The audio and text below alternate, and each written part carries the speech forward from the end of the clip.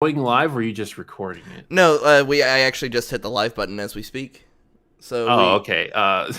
Because I thought you guys were recording it, and I hear him say "go live." Because I want to tweet it out if we're going live. No, don't worry. I'll pass you. I passed the links out already after the button's been hit, and once I've gotten myself into the control center like a Power Rangers thing, hop into the Megazord. That's normally Jake's thing to quote Power Rangers. What the hell?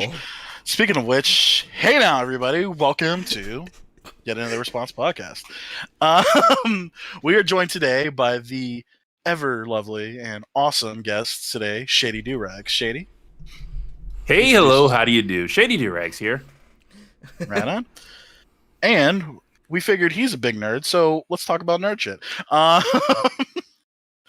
But no, seriously, Wyatt and Ninja. Unfortunately, Ninja isn't with us right now. He's going to join us as soon as he can, though he might be a little bit later because we said we were going to go at 2, but honestly, kind of just, things happen. But he'll be joining us as soon as he can. Let me see. Both Ninja and I, we watched a lot of your videos. I've been really focusing on your King of the Hill stuff because of all the things that I grew up watching. It would be either like South Park, Classic Simpsons, or King of the Hill. And what's funny is I originally tried to get this all scheduled during Halloween because King of the Hill was famous for one of its most banned episodes, which was a Halloween special. The Big Million episode? Exactly. Which I guess, I don't know if I saw it like pre-ban or if Adult Swim just didn't give a shit, but I'm pretty sure I saw that on public television. I mean, I saw that episode and I was more scared of things from like Courage the Cowardly Dog than I was in that episode when I was a kid. Well, I mean, was like fucked up. That's because when it comes to the what cartoon like censors, what will trigger them has always been really weird, because if you remember what got Family Guy off the air was the Jew episode specifically, where it was the episode where Peter Griffin sung "I Need a Jew" because yeah, I know. Wow. All right. I wonder why it was banned. Jeez. He needed an accountant, and then it's so fucked up. I love it. Yeah, well, the ending of the song is like, "And all my problems are solved. I have a Jew," and then the guy behind is like, "Hey."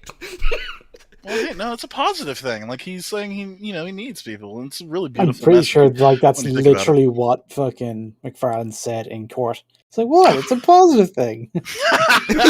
He would. That's weird. It's like came as a complete thing organically.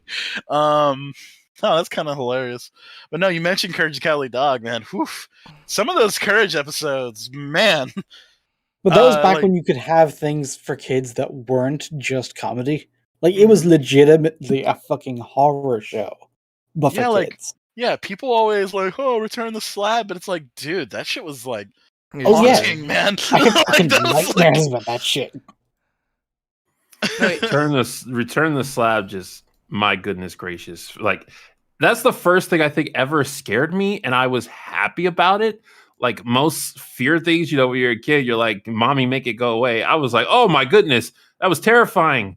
I want the more. Give me the more." Yeah. It's like you're crawling into your own skin, but you're like, holy shit, that's fucking awesome, though. I mean, his song was a banger, though. Man and God. Wait, it was the Man and Gauze. Man and Gauze. The Man and Gauze. The Man and Gauze. Ramsey. What was that? The second plague? What were they? The plagues or whatever? I don't remember the plagues. The 3 plagues off the stone. But yeah, motherfucker comes in with his own intro track like he's a pro wrestler. I don't say it's his intro track because I think it was the second plague. What was the first one? I know Bugs was one of them. Bugs was the last one because it started. Yeah. That's when it was like, oh man, they're like eating our house. The second one was the record player, the song. Mm-hmm. And the first one, oh geez, I'm drawing a blank. Oh, Water. Was it Water? Did he flood the house and Courage found a drain? It's as simple as a quick Google search. Well, that's the thing. I don't remember that episode very well. All I remember is the return the slab or suffer my curse. I'm pretty sure it was water. One of my, for some reason, familiar. the episode that really stuck, like I've got a couple episodes that really stuck with my head. The one where Eustace just becomes a giant foot, and also the that was some body. And then the episode where somebody would get so angry they'd just fucking explode, and this old guy's just trying to fucking open a pill bottle or something. It's just like and just like an atom bomb explosion. Then he just walks out of the bathroom like nothing happened. Yeah, the foot had like all the toes had like a fucking like, oh yeah, like yeah, Brooklyn like Brooklyn mobsters accent or whatever. Oh, and then the cure was dog saliva. No, and then but like oh god, that's wait a minute, oh no, because that's how he actually had to fucking cure it. Yeah. Mm-hmm. The episode that actually got me hooked on that show, it's like just late night Cartoon Network when I was a kid. The first one I saw is the one where the moon turns into a live action glowing man's head. Oh yeah. He's not a fucking farmer. I don't remember that at all. Wait, what? Yeah, he gets in an argument with a moon with a face, and he's just like, "Am too or not." It is the fucking trippiest The three shit. scariest creatures that are generally surfing around the internet is Ramses, the moonhead, and the You're Not Perfect trumpet. And the reason those three are so terrifying is because their art styles completely clash with Courage, so it feels like something otherworldly. Like that's how millennials learned the uncanny valley was Courage the Cowardly Dog. It's like, why is a realistic head talking in this cartoon? Oh, that's terrifying. Or it was like a Zordon head. Sorry, I just googled it and saw it, and man, it triggered something. I was like, oh yeah, wow. It's fucking unsettling because it's just really janky CGI, but because it's put up against the rest of the animation in the show, it just looks fucking wrong and alien, weird, and your brain just doesn't like it, and then you're scared forever. The one that always stuck out to me, though, speaking of Alien, was the one with the alien brain monster thing. Oh, yeah. Car broke, phone, yes.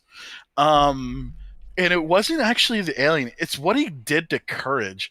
There was a moment where he's, like, staring bad, and he grabs Courage by the tongue and then turns him inside out. I just remember that sticking out to me. Like, holy shit. They play it off as a joke, but that is so fucking grisly. But it's like, oh, he's like a purple ball now. That's horrible.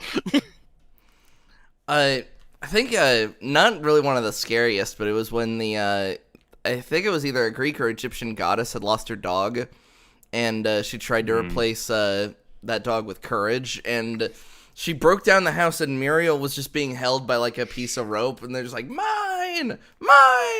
And as Courage tries to go find the other dog, they just find this giant bone, and both Courage and the dog can't stop licking it. He's like, must not lick, and he ties his own tongue into a knot as if that would do anything. From that episode, there's a quote that me and my siblings always took whenever we taste something delicious. Because on that episode, this voice comes down from the heavens, and it's like, if you lick the bone god, you can't stop. It's just that good. So every time, like, me and my siblings tasted something delicious, we would just say, can't stop eating it. It's just that good.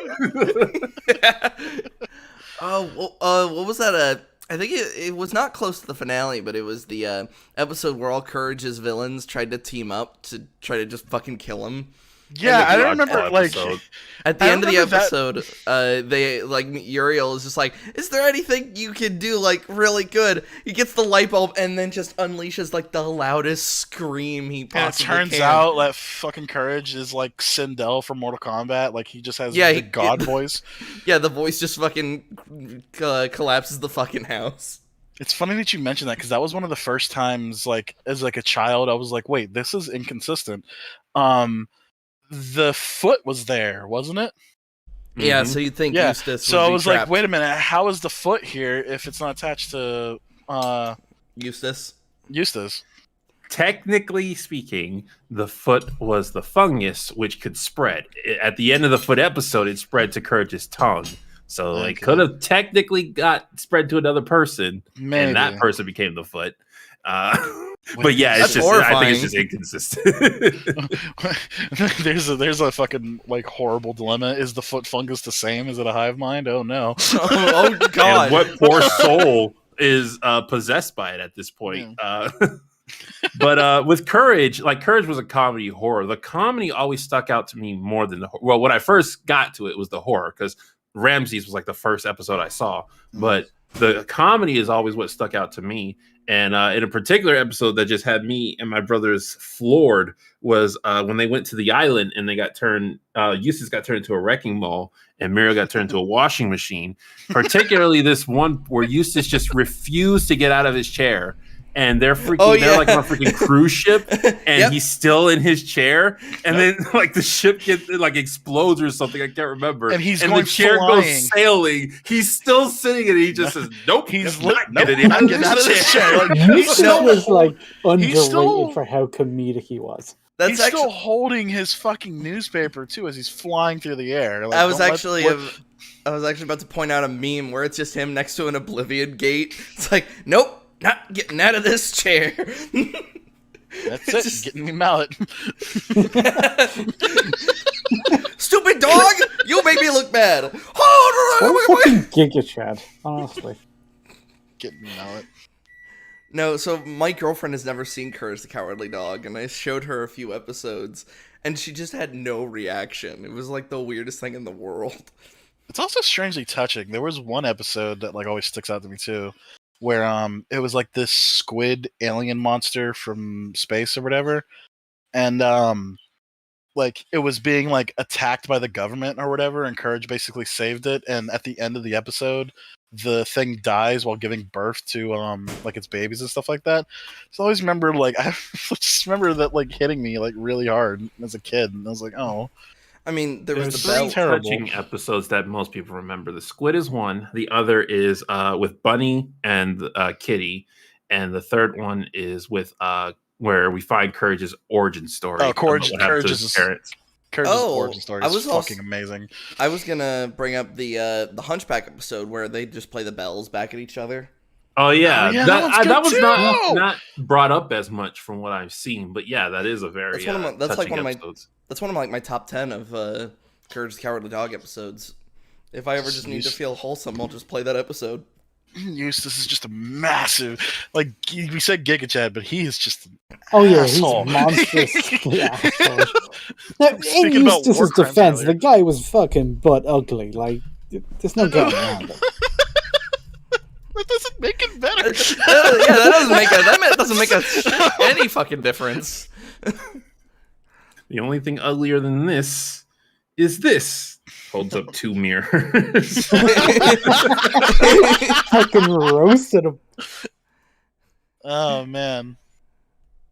It's like, obviously this isn't the moral of the show. It's saying it's like, even though he's ugly as shit, he can still be beautiful in the inside. But god damn, you just destroyed him. Gotta love that roast game, man. Eustace versus Red Foreman. I want to see that death battle. It's just a massive insult fight. You dumbass. You stupid man. Somebody's gonna call the other one bald, like unironically. Well, that's Eustace's weakness. Yeah. If like that's literally all the Hunchback said was "you're bald." Courage was doing it. That's how he got it. That's how he knew to do that. Oh yeah, like there's the guest 4th character in like the series too, where it was the computer lady. It was Courage's computer. But like I remember one time, because like the computer was like a Deus Ex Machina. He would go to it, and it's like whatever he needed, the computer would like figure it out. But I just remember, I don't even remember what the episode was. I just remember her going, "Nah, fuck this," and like she turns into a rocket. No, she turns into a rocket and just leaves. She's like, I don't have anything for you, bro, and like it's gone. Oh, the constant use of vinegar in like anything Muriel cooks when they're fighting the cat person. Like, what is it? It's just my secret ingredient of vinegar. Vinegar! He's just getting squashed into taffy. I didn't understand Eustace's disgust or Courage's disgust for vinegar when I was a kid. As an adult, I tried apple cider vinegar, and I was like, "Oh my goodness gracious!" Oh, no. Like, because you eat salt and vinegar chips, and it's like, "Oh, it's very, very tangy," but Yeah, but then you realize that's the where it's stuff supposed she to was be. putting it in, like she was putting it in everything. It was her secret ingredient. It's like it's a really intense taste for you to be putting it in stuff. See, man. that's where I think good. I went. That's where I think that broke my taste buds because I love the absolute shit out of vinegar.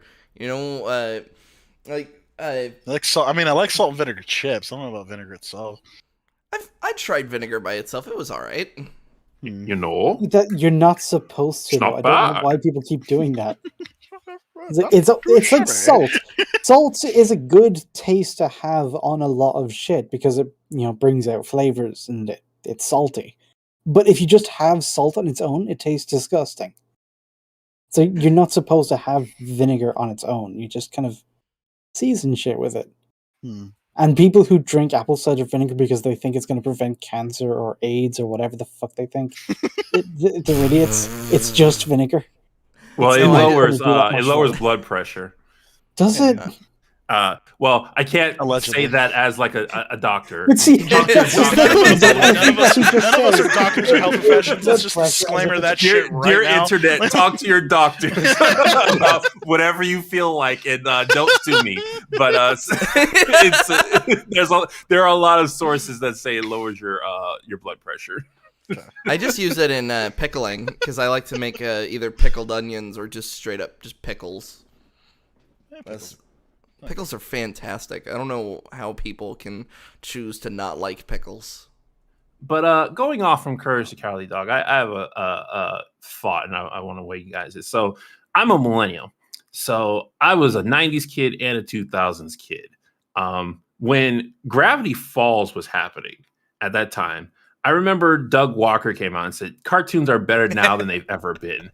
And I was like, no. Here's Speaking of, well, the thing is I talking about Doug want to play a Walker. little. I want to play a little bit of devil's advocate here, though. But like, I haven't seen Gravity's Falls, and all I've heard is it's pretty great. Is that not the case? It needed another season, in my opinion. There was certain character development that was dropped, specifically Pacifica.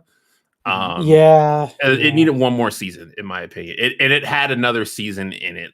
Disney does a good job of not letting their series go on too long, but a lot of times they'll cut it short. They did that with Gravity Falls. They did it with Wander Over Yonder. They did it with Star versus the Forces of Evil. It's just a bit of a habit of theirs. Yeah, because remember the ending of Star was a fucking hack job. Like, so much shit got just cut off. It's like, all the loose ends were just, okay, we'll just either ignore it, or we'll just cut it off in, like, the most butcherish way imaginable. So it's like, that entire plotline meant nothing. Star had the same treatment as BoJack Horseman, where they got told it was the last season, but they weren't planning on it beforehand, but they had enough time to make a season as the last season. But Star did a horrible, horrible job with it. I've been meaning to make a video for quite some time on just how awful that ending was. But getting back to my question, like I was like the 90s and the 2000s, like 2005, 2008. Like, to me, I can't think of a better time for cartoons between that period, like the mid 90s to the mid 2000s. I'm a little bit bad with times. Can you name a couple of titles like Courage the Cowardly Dog? And Eddie. The cartoons came around in that time. Avatar came out during that time. Samurai Jack came out around that time. Ben 10 era, Samurai Jack. The Nicktoons, they are all from the 90s. The original Nicktoons. I'm pretty sure Ed, and Eddie was in there because that cartoons. Because if you were gonna point at like any of the old Cartoon Network shows, I'd immediately just throw down Ed, and Eddie on the spot. That show, I still watch it to this day. Like, Ed and Eddie is fucking hilarious. It's crazy how well that show holds up. In fact, comedy wise. If anything, I've actually, when I was talking to my girlfriend, I actually would use Ed, Edd n Eddy as like a proper use of what we call like subverting expectations. It's the scene when the very first episode when they're trying to get through like that door, and everybody has their own like unique of going through it. Like, so Eddie jumps over it. Double D will actually open the door, and you think Ed, being like this big lumping oaf that he'll just crash right through it. No, he just goes right through the hole that's in the middle of the door. Yeah, it was a gate to a fence. I remember that, and like he goes through the keyhole, goes through the keyhole. Not even a keyhole. It's just a random hole in the middle of the door. Oh yeah, it's a random hole. I was always told my girlfriend, like, no, this is how, like, you want to talk about subverting expectations. It's perfect in comedy because you're taking the normal thing and you're going completely around it. Because, like you said, you'd expect Ed to just break the door down. You wouldn't expect him to just suddenly just body horror his way through the hole. Well, like I said, Shady, are you a fan of you ever watched the Death Battle on YouTube? Yeah. So it's funny, they talk about it in their podcasts, but it's like they can't really watch like anything anymore because like they have to, like, the second they see a character do anything, they go, oh man, okay, so that's a strength feat, blah blah blah. And it's like that kind of infected me because there's an episode in Ed, Edd n Eddy where Ed just picks up a house by his one hand and drops it on Eddie. And he says "hurt for Eddie," and fucking just drops a whole ass house. I know exactly which episode you're talking about. Yeah. It's like, oh, he's like Spider-Man level of like strength. No, but then you see Eddie eat the moon. So what do you do with that? Well, that was a weird episode where it was a weird episode, but it's canon. Eddie, no, it wasn't, because it was all them having their imagination.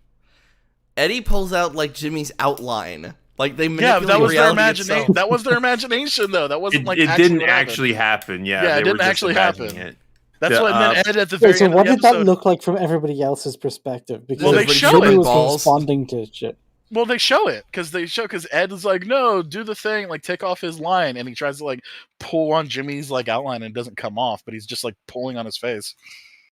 The problem is, and I don't know why Death Battle seems to ignore this logic. There's cartoon logic where it's not supposed to be taken at all seriously, and that's why like they really should have put like Scrooge McDuck versus Shovel Knight. It's like Scrooge McDuck is a cartoon. He has cartoon logic. They acknowledged that afterwards and stuff like that, so they try to like mix up their matchups because obviously the show like grows on as it goes. But yeah, they've acknowledged that like cartoon characters are a little like ridiculous. Like the next one they're probably going to do is going to be like Bugs Bunny versus Mickey Mouse, but apparently that's going to be like a galaxy level thing. Bugs is going to win because do that with Bugs Bunny. Bugs Bunny can break the fourth wall. Bugs Bunny can get into an argument with the very forces of creation and win. It's like, why would you put that in Death Battle? I'm pretty sure Mickey Mouse could do that too, though. That's the thing. Shady, I don't know if you've heard this. This was a post on OG Tumblr. It was like Thanos versus Bugs Bunny. Thanos arrives on Titan, and just right in front of him is just like this metal detector with Bugs Bunny wearing like a TSA outfit. It's just like, you need to put the glove in the bin. And he's just like, I'm not doing that. It's like, oh, you're gonna upset everyone. Thanos turns around and it's just a line of angry Bugs Bunnies all wearing different outfits. And they're all just like pointing at their watches, and he just gets so like embarrassed he just starts taking the glove off. Start taking the Infinity Gauntlet off. Oh no, that actually sounds kind of hilarious. I would like to see that. It's like, the thing is, somebody drew it. Somebody like drew like that comic. I'll see if I can find it. I'll have to take a look at that. That sounds hilarious. But the point I was making earlier, like I feel like cartoons and blah blah blah blah blah. But like I think there are some seriously good cartoons now, or even back then when Doug said that about cartoons, like there's some really good cartoons going on then. But when you go back to the 90s and 2000s, there were so many good ones, and we had variety. Like you could watch Ed, Edd n Eddy, and then Samurai Jack, two completely different shows, both top tier, and like both completely different from each other. Yeah, I think I said that, but because you mentioned Samurai Jack, but then like also Teen Titans too, and like that was when like cartoons were starting to take a lot of anime influences as well. So like so it kind of like bled together and stuff like that. Like because Teen Titans is essentially an anime. Like it's like designed in that like sense, but it's made in an American style. Same thing with Avatar: The Last Airbender. It's Yeah, like they the both same have kind the spirit of anime behind but them. but behind like a Western team. And yeah, like those shows are fucking fantastic, like straight up. And like yeah, they fall in the same category. You could say that it's like what's the word I'm looking for? Like cartoons later were influenced by the success of all these cartoons. So it's kind of like them working off of like the backs of greatness almost. But yeah, no, I don't I don't have enough context for the cartoons nowadays though, unfortunately. Well, then that also is a statement on itself because, yeah, I think it just comes down to the density of good shows at any one time. Because back then, it wasn't that there was so many shows. It's just that you would have a show, it would come out, it would run for a few seasons, and then by the time it was over, something else had already released. So at no time were you just relying on like 2 flagship shows and then some other crap that barely anybody watches. That's And a I good think that's point. what you got like post 2010. Yeah, that's a good point because like the only show I'm looking forward to now is Arcane. It's like everything else is just like And that's And not even I Cartoon Network anymore. It's just Netflix. Yeah, I've also whatever. said like the whole being able to binge watch has kind of put a hamper on cartoons and TV because like Netflix is doing this thing when they release 3 episodes a week rather than the whole thing. I think that's a good compromise because there's something about waiting for the next episode to come out that I feel is a good thing. Like the patience for that, you feel rewarded for your patience when you're really thirsty for a show. That's Even if you like a show, though, being able to binge it just back to back to back, I feel like something is lost when you do that. that's how I agree oh, with that sentiment. that's how I felt with the Mandalorian when it was being released on a weekly schedule. I was like, yeah, this gives us a chance to like breathe and to really like let the show kind of like explain its story. And then unfortunately it just backfired because it was the Mandalorian. Yeah, no, yeah, I don't know because like I recently just went through My Hero Academia, season 5. Like I started the first 2 episodes and then I just kind of like waited, and I just binged the whole season, and it was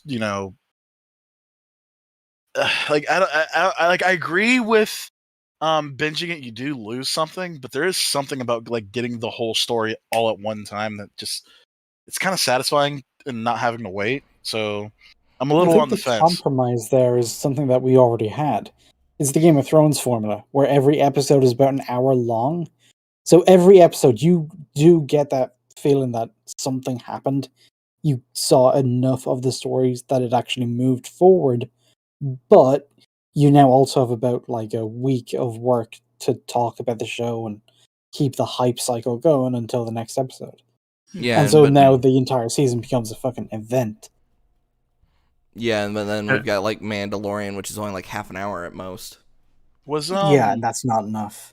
was Squid Games? I know it's a bit off topic, but was Squid Games episodic or weekly? Yeah, No, if I thought it was released all at I actually once. don't know. I think it just dropped all at once. Because like this, and like I feel like that's a good like what's the word I'm looking for? Litness of it, like kind of like how releasing it all at one time and like it was a massive success and like everybody talked about it for like forever. Talked past tense. Like they're Well, still not talking about Squid Game. Yeah, they still see memes and stuff like that.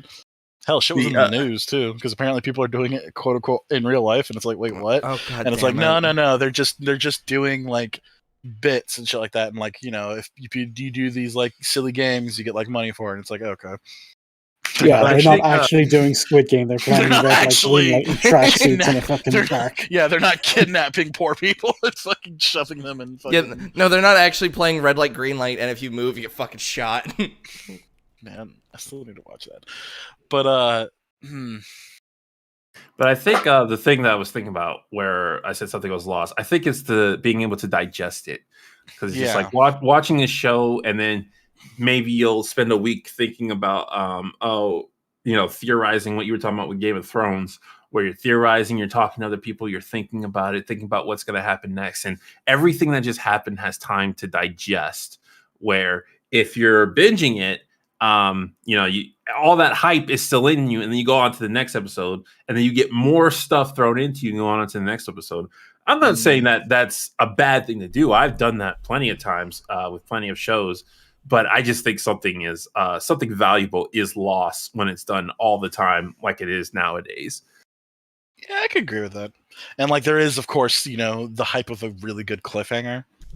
So it's like, ooh, what's that thing in the shadows? Or ooh, this guy just showed up. You know what I mean? Like there is like that like bit and like waiting for the next thing, and like the speculation is also part of the fun as well. Mm-hmm. Like not knowing what's about to happen.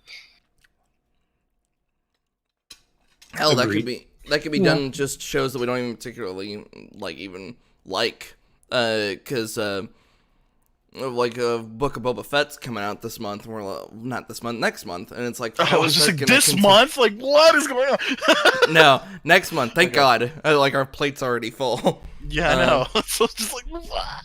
No, with next month, and it's like, how is that continuing from the end of Mandalorian season 2? Is Din even gonna be walking around because he's the Darksaber now? It's like, and it creates. Yeah, just that sense of now people can just speculate and talk. Mm-hmm.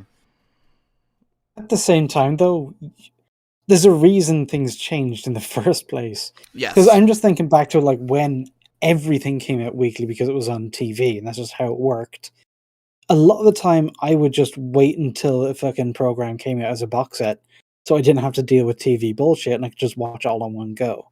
Well, TV. So I think for most shows, they're not going to see that benefit. Like most things aren't, but every so often you'll get your fucking Game of Thrones or your Squid Game or whatever your tentpole fucking cultural event show will be for that season, and then everything else can just be released as a block, because for everything else, people aren't really going to be as hyped to tune in every week. Whereas if it drops all in one thing, they spend like the Friday night just going through the entire season. A, they're more likely to finish it, and B, since it's a full story, they're actually more likely to recommend it to someone else. Yeah, that's what my girlfriend and I did for What We Do in the Shadows, the TV show. Like its third or fourth season was coming out, and she's like, "Do you want to watch it?" I'm like, "I'll wait till it's all out, then we can just do it all in one go." Yeah, because for most things, I think that's how people want to consume them. Well, I mean, you mentioned like TV bullshit, and it's like, commercials and all that stuff, like they can go away. It's like sitting down watching TV for the first time in like years. It's like, oh man, it's like 2 minutes. Like it's 2 minutes of wasted time. Yeah, when I was watching My Parents' Place for like a week and a half, since they just had cable, and watching like an episode of The Simpsons, and then like 5 minutes of commercials, it's like, this is why I pay for like YouTube Premium, and just to get away from all this. Well, this is why I said I think the 3-episode thing is a good compromise. But yeah, what he was saying about the Game of Thrones thing is basically a good compromise, where you have enough content that if you're jumping on it immediately, you still feel that thirst to wait for it. Whereas if you come up about it later, you can go ahead and watch the whole thing. Like, I think there's something to be gained from being able to binge, but also something being gained from having to wait. Because if you're thirsty for that content and you're watching it bit by bit, you're the first ones watching it, you do have a chance to let it digest. If it comes on, even if it was coming on weekly, like after it has already been released, like everybody who's like hyped for it has pretty much already seen it, unless they're in your close circle. So you're not going to get the same experience as, say, you watch that whole Game of Thrones thing, where when Game of Thrones came out, the entire internet was talking about it, and the entire internet needed time to let it digest. Like 6 months later, you're not going to get that same experience. So yeah, I still say there's value to binging. I just wanted to acknowledge that there is something being lost to not having to wait for a fresh new episode specifically. Out of curiosity, how long is each episode of, what's it called? Arcane? Arcane, the League of Legends show? Arcane, yeah. What I want to say an hour. I I can look it up right Yeah, I quick. think it's like 40 minutes to 50 minutes ish. I don't know. Okay, about an hour. But yeah, it's a decent episode length. They're not like little shorts. Right. And there's Yeah. So three yeah, 3 episodes. episodes of them is like good Yeah, amount that's of. like a whole ass movie. Speaking of like Yeah. Game of Thrones, yeah, that's pretty much like how long Game of Thrones was. For anyone who needs content, yeah, they're about 40 minutes. For anybody who needs context, we were talking about Arcane before the show started. Mhm.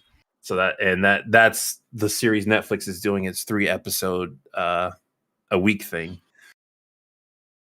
For a grand total of 9, because you said the next set is the last. I think the set that came out today is the last set. It's today. I'm only seeing 9 episodes on it, but maybe Okay. I'm just. We'll I see. watched all of them up there. I think the other day, and that was only 6. So if there's 9 now, those are the new ones, and I think that's the whole season now. And that is I the whole think. season. That's what this. Okay. Oh yeah. Well, Twitter says the season finale starts in. Oh, it must have just released. Okay, yeah. So yeah, those 9 on there now are the last one because Twitter's calling it the season finale. I guess that's getting thrown. That's I'm assuming Max and Slur. That's getting thrown onto the watch list. Oh fuck yeah, I'm watching that. That sounds really interesting. And if Shady and Slurp Yeah. are saying it's good, I'm fucking so down. I've been Alright. tweeting about it nonstop. I'm obsessed with Arcane. I don't blame you. Like I said, it's just like it's weird. So like back in the day, I used to be a massive League head, and I like said I love the lore of like that's what really grabbed me into the game. So it's like a show about like all that lore just like tickles my fancy. So Like I'm their definitely fans down. were telling them for ages to just go ahead and make a show, a movie, or something because they've been making animations for eons. And every time it's really smooth, really good voice acted animations, and their fans are like, just make us a show, please. Like we will give you all the money. Just make us something. Well, And did you ever finally, did you ever see the Chinese animation that was like made? It was like this independent studio in Japan, and in China, and they basically made like a whole ass like season of like League of Legends content. Like no, I have not. where like Jarvan is like it's been a minute since I've seen it, but like there was like Jarvan was like teaching Garen like how to fight and stuff like that, and like how to actually do a spin, and like it was Talon's like reveal, or he comes in and almost kills like Caitlyn and shit like that. It was actually really well done, and like that was like a decade ago. No, I haven't. Good But grade. I yeah, forgot like Jarvan existed. I like he's voiced by Kyle Hebert. Leave him alone. Well, speaking of like Netflix stuff, it's interesting. I was kind of waiting for Ninja to bring it up, but did you ever? So you made a video about Love, Death, and Robots. Did you Yep. ever actually go and watch season 2? I did, yes. What did you think about it? I was severely less impressed with season 2. For one thing, less shows, less episodes. And I was happy I was personally happy that there was a lot less nudity because I think season 1 relied too much on nudity and profanity. Like the best episode of season 1 was Zima Blue. And that had neither nudity nor profanity.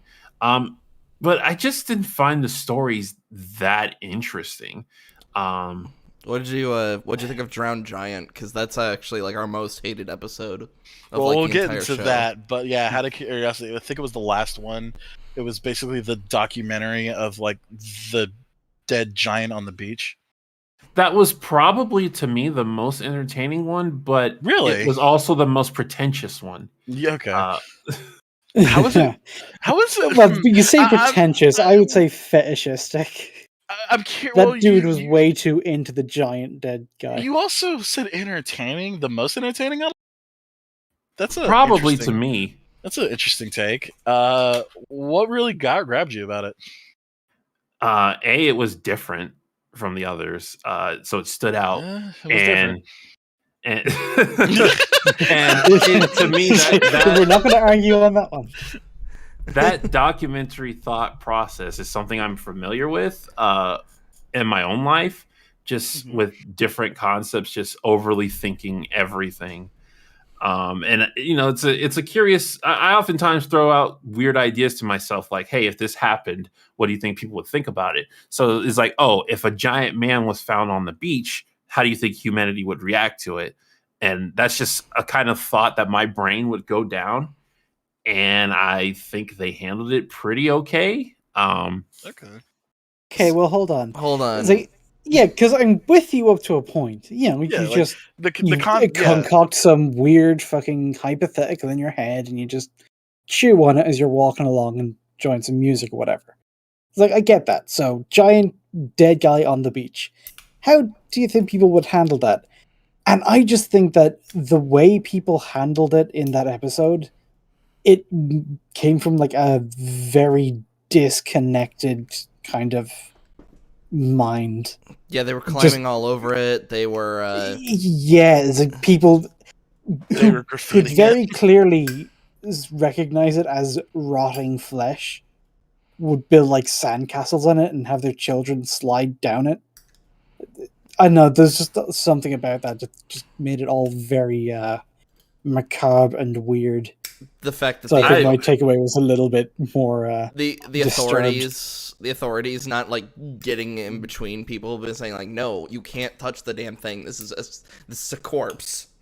I was gonna say the most unrealistic thing to me was just that the people had access to it at all after a couple of days, because the government and scientists would have got to it and they'd have been like, "Shoo, go away. This is ours now." Yeah, this is a little strange. It's bit like breaking like our reality of like scientific thought, so please don't touch. Even if it didn't, it's still a dead person. Please stop. And it didn't have to be perfect or anything. It's like if they set up like a police line, but as days and weeks go by, there's like one guy on duty and he's asleep, so yeah, you get some graffiti on it and you get some kind of fucked up things happening with the body because there's fucked up people out there.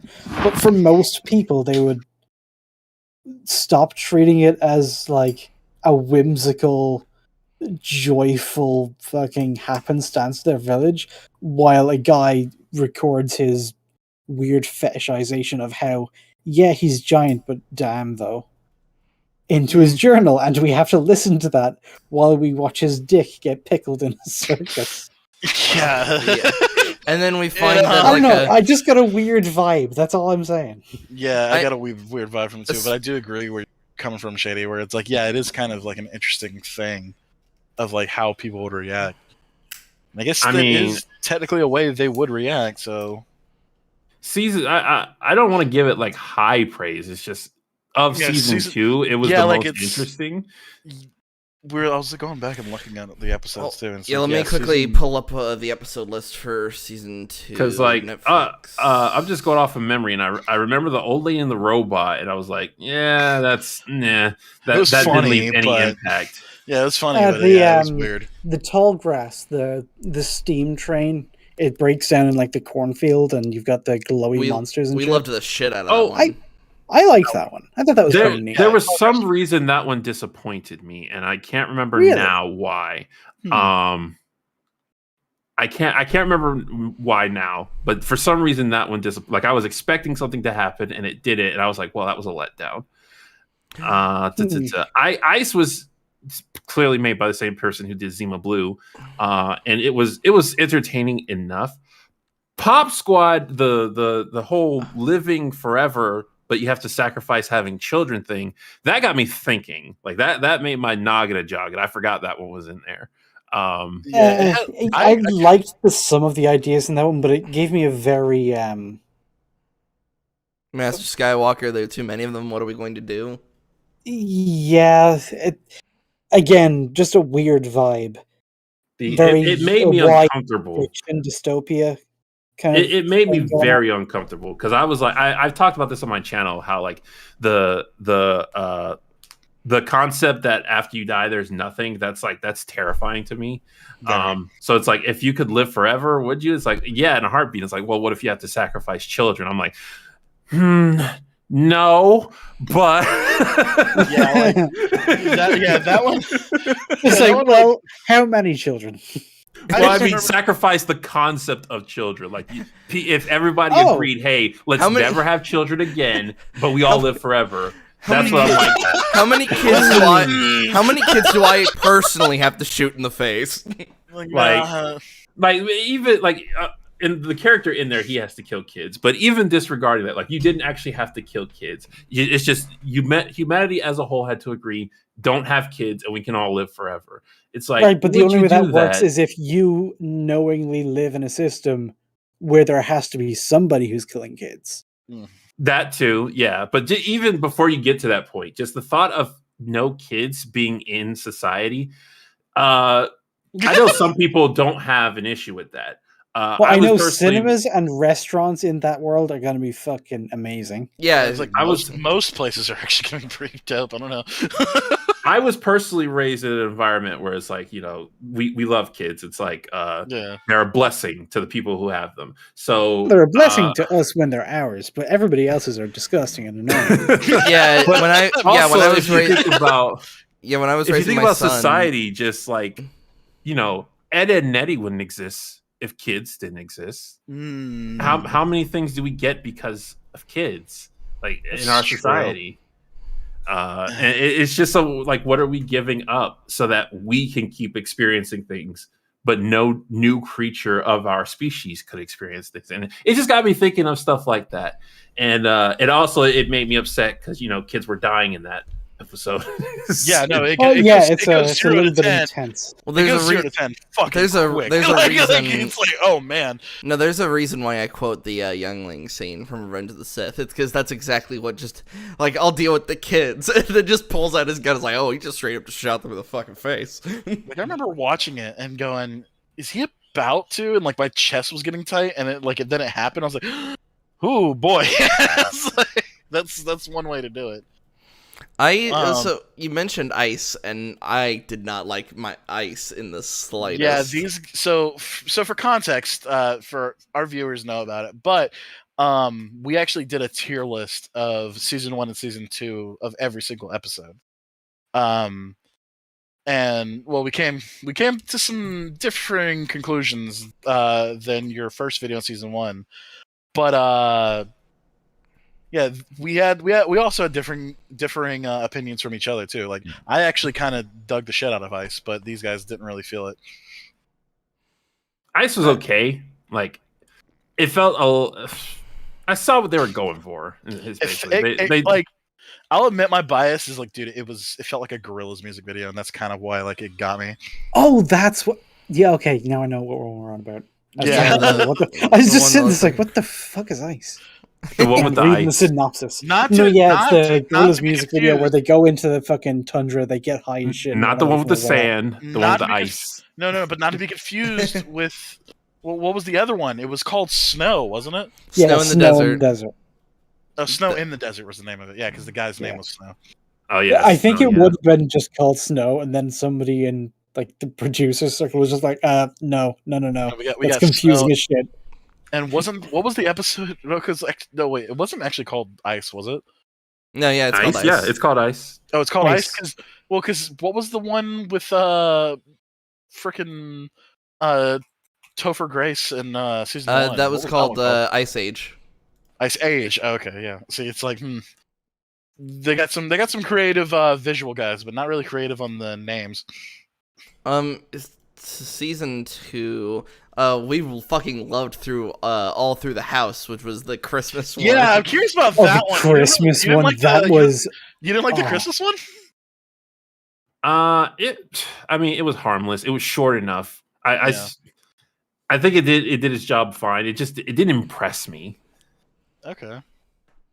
Oh, dude, as a piece of just dark humor, I thought it was absolutely Stay fucking masterclass. Good. Yeah, there was a moment where it cuts from them looking at their presents, going, "That's exactly what I want," to them like in the bed, Wide-eyed. and, like we all just fucking died, just cracking up, laughing so hard.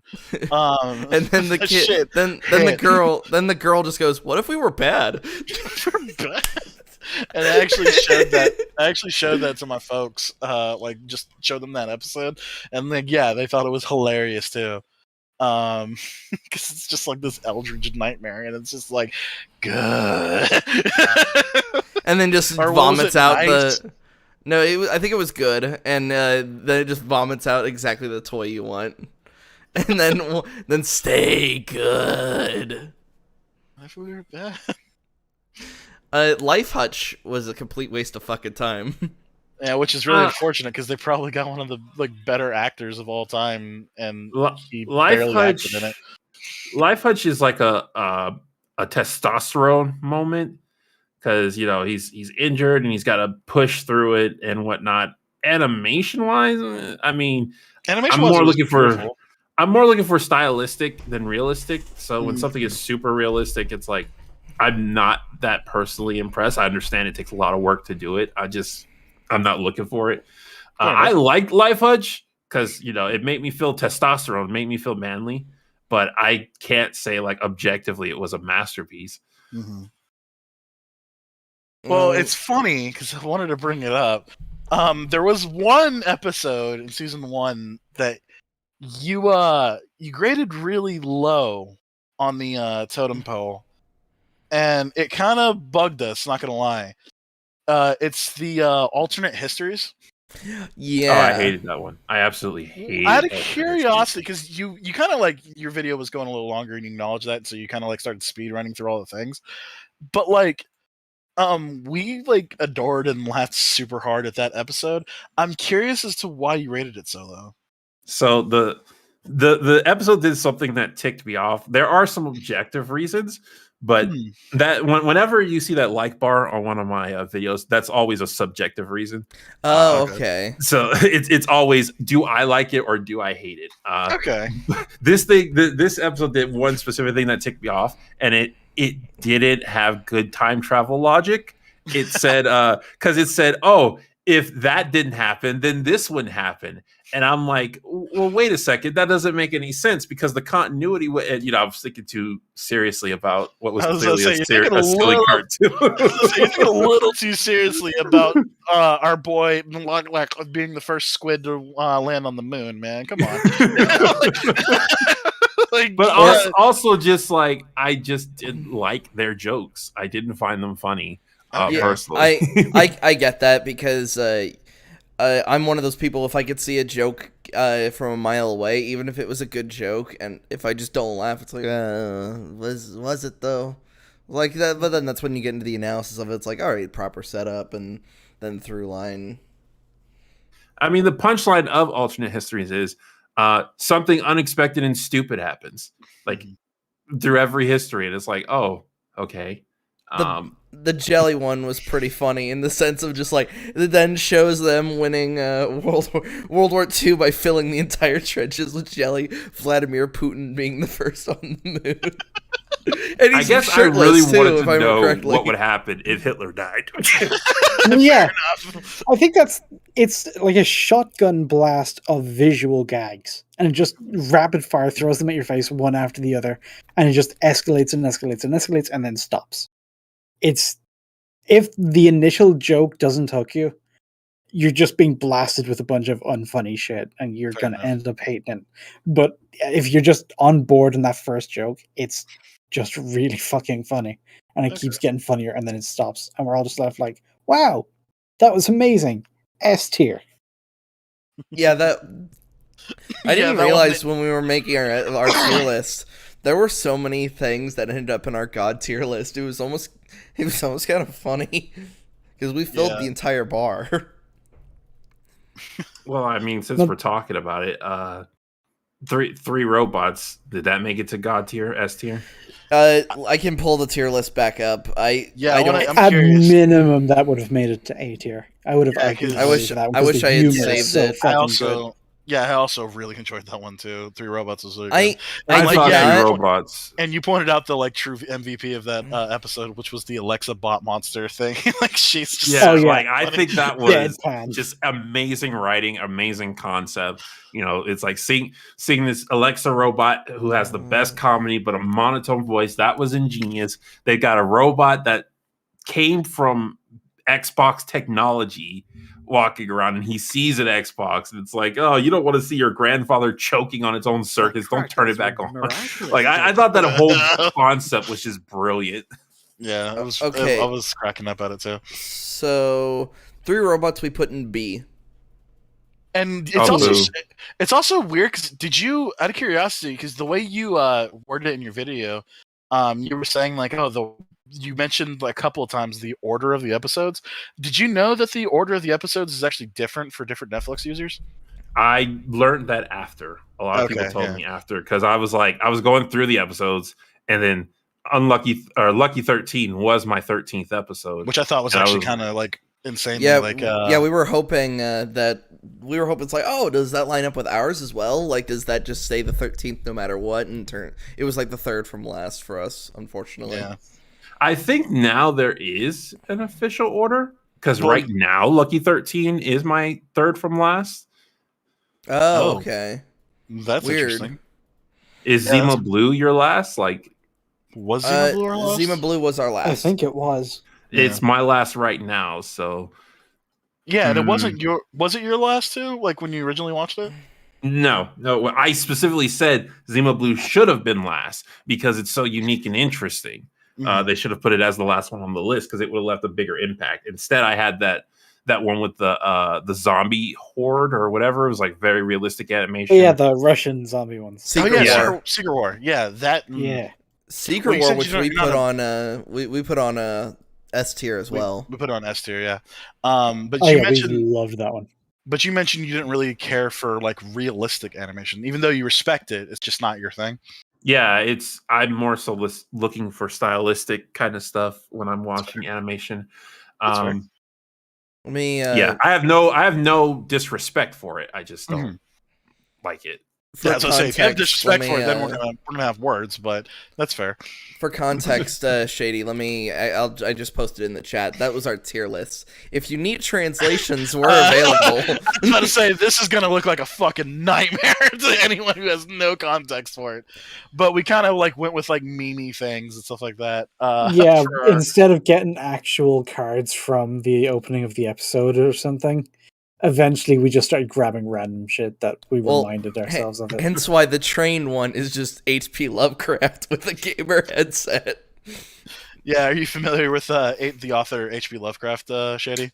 I haven't really read any of his stories. I know of him because everybody talks about him. The guy in Tall Grass, like legit, almost looks exactly like HP, and like the concept is also not exactly Lovecraftian, but like it's It was close enough that you're like, is that it's like, yeah. And as I'm saying, so like the way he looks, like it's weird how he looks just like the author.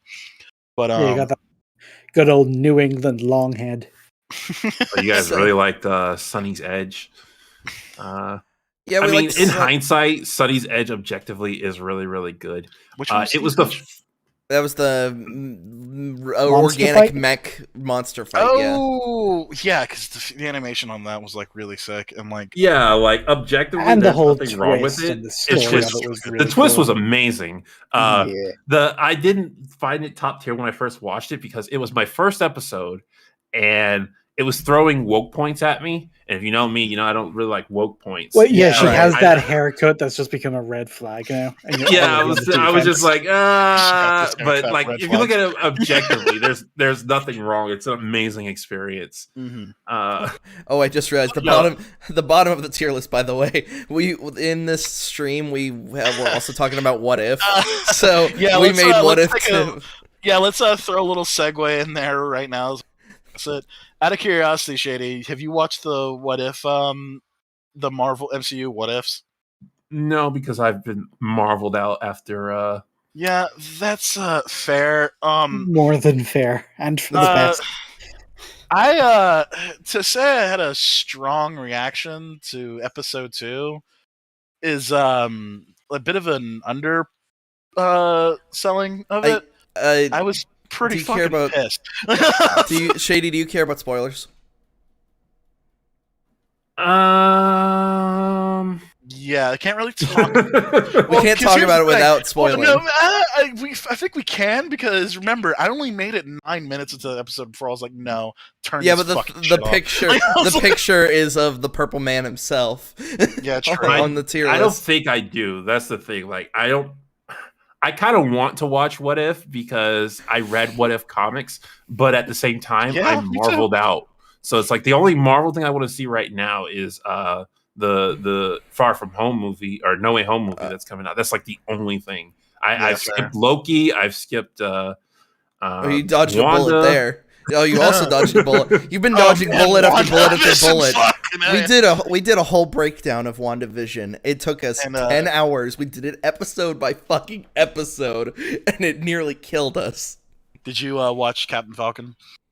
No, I refuse to watch Captain Falcon. Like I'm already marveled out, but I didn't watch Captain Falcon out of protest.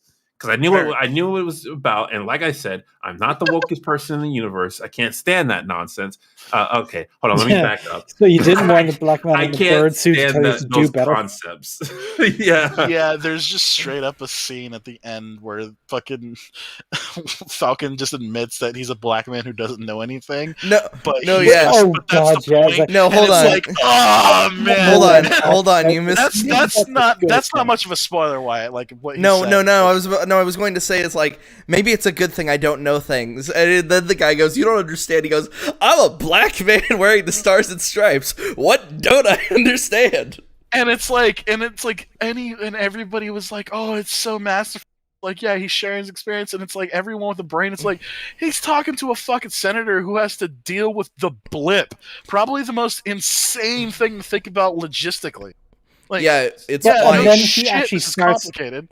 He starts listing off shit that he thinks the senator can do. It's like, you can rearrange national borders with a phone call, and the senator's just you can feed a million people with an email, and you can knock down a forest with a phone call, and it's like, dude, it's not that. None of those are true. That's not how any of this works. Yeah, it comes from like what a child thinks politics actually is, and that's what I explained to a friend who really loved the show. It's like they were just like, "Oh, he explains his experience." It's like, I'm sorry, no, just multiple of the options he proposes is a logistical fucking nightmare.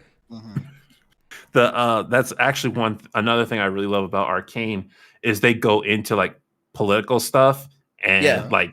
One of the characters is just like he's not born and bred into the political sphere. He's just working his way up there. And I don't want to give too much away, but they treat politicians like humans, and they show you how they get to the point they're at. But yeah, that's one thing I really love about Arcane.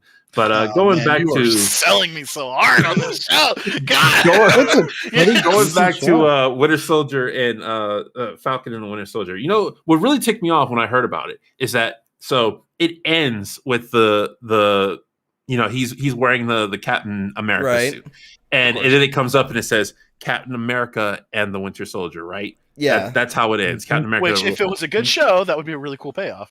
Why this annoys me to no end? Like I didn't even watch the freaking show, and this vehemently angered me. Why did it not come up Captain America and Bucky? Because the whole point of Bucky's arc was he was leaving the Winter Soldier behind. I don't know why Captain America and Bucky did you watch is our a double entendre. It's a double entendre. It Captain should have America said and Bucky. It makes more sense on multiple levels. Yeah. Why did they not do that? Or Captain America and White Wolf. Well, hang on. Before you say that, like White Wolf sounds like, oh, that just comes kind of out of nowhere. But no, they actually mention it in the show that the people of Wakanda refer to Bucky as the White Wolf. So it's like, they already acknowledge that like there's a better name for him, like for than his the Winter Soldier. Than the Winter Soldier, which he is like. We already said this when we covered it, that you're only going to get that if at the end of that show they gave a single fuck about his arc. Yeah, which they didn't. They just wanted to make Bucky suffer. Which it sucks because I think Bucky was like my favorite character in the MCU until I much preferred him over Sam. It just annoys me because I do too, but it just annoys me because it has a double entendre because it's like, you think of the original war duo, it's Captain America and Bucky, And then it's Exactly. like, oh, it's a new Captain America and Bucky has returned. Like it's got multiple meanings. And they didn't go with it. It's like Captain America and the Winter Soldier. Why? Who wrote this? Like it's ignoring everything about the show. Like that ticks me off so much. It's like, did you not see the obvious thing in front of you when you were writing this? Somebody wrote, oh, and then we'll end it with Captain America and the Winter Soldier. What about Bucky? What about Bucky? Okay, I guess we just don't care about him. No, they actually don't. I'm curious. Have you ever heard of a YouTuber called Mahler, Shady? Mm-hmm. So Mahler actually, yeah, he has probably one of my favorite quotes, and it's actually kind of upsetting. I can't actually 100% remember it, but it's like this next post Endgame Marvel content. It's not. Fuck. Oh no, it's gonna kill me. I got it. It's not passing of the torch, it's torching the past. And like that, it's weird. Like it's weird that you say that without even watching the show. You came to that conclusion and you're 100% right. And it's, man, like you didn't need to be this evil to your own fans and the people who appreciated these shows, but it's like, here it is. I mean, that's kind of just Disney in general. Disney's kind of just been torching any resemblance of the old fans to be like, nope.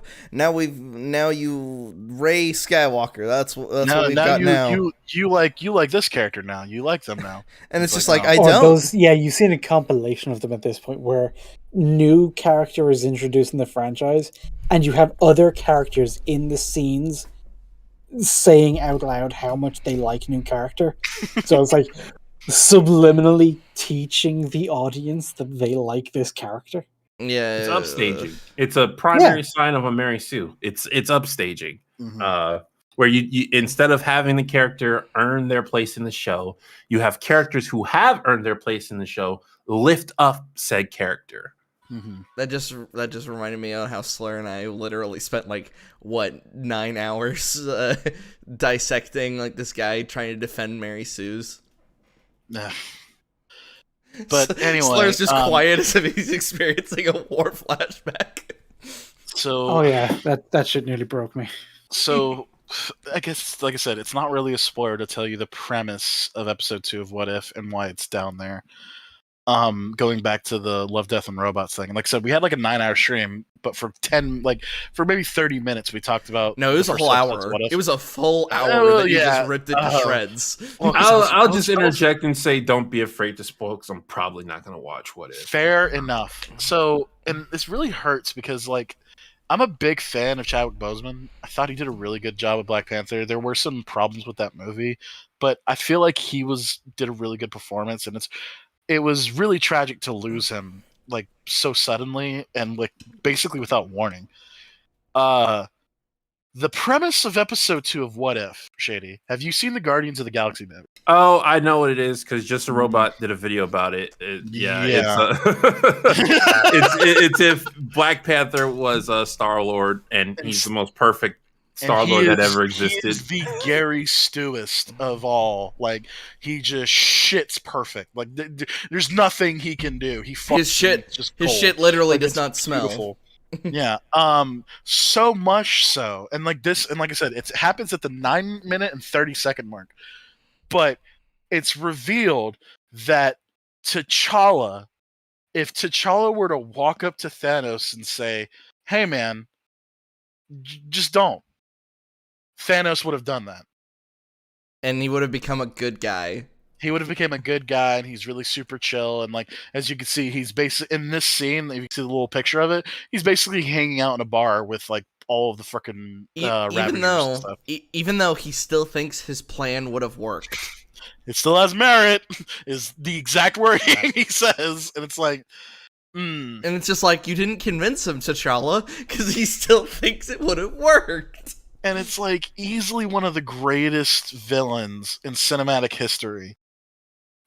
Being reduced to a bellboy. A joke. It really hurt.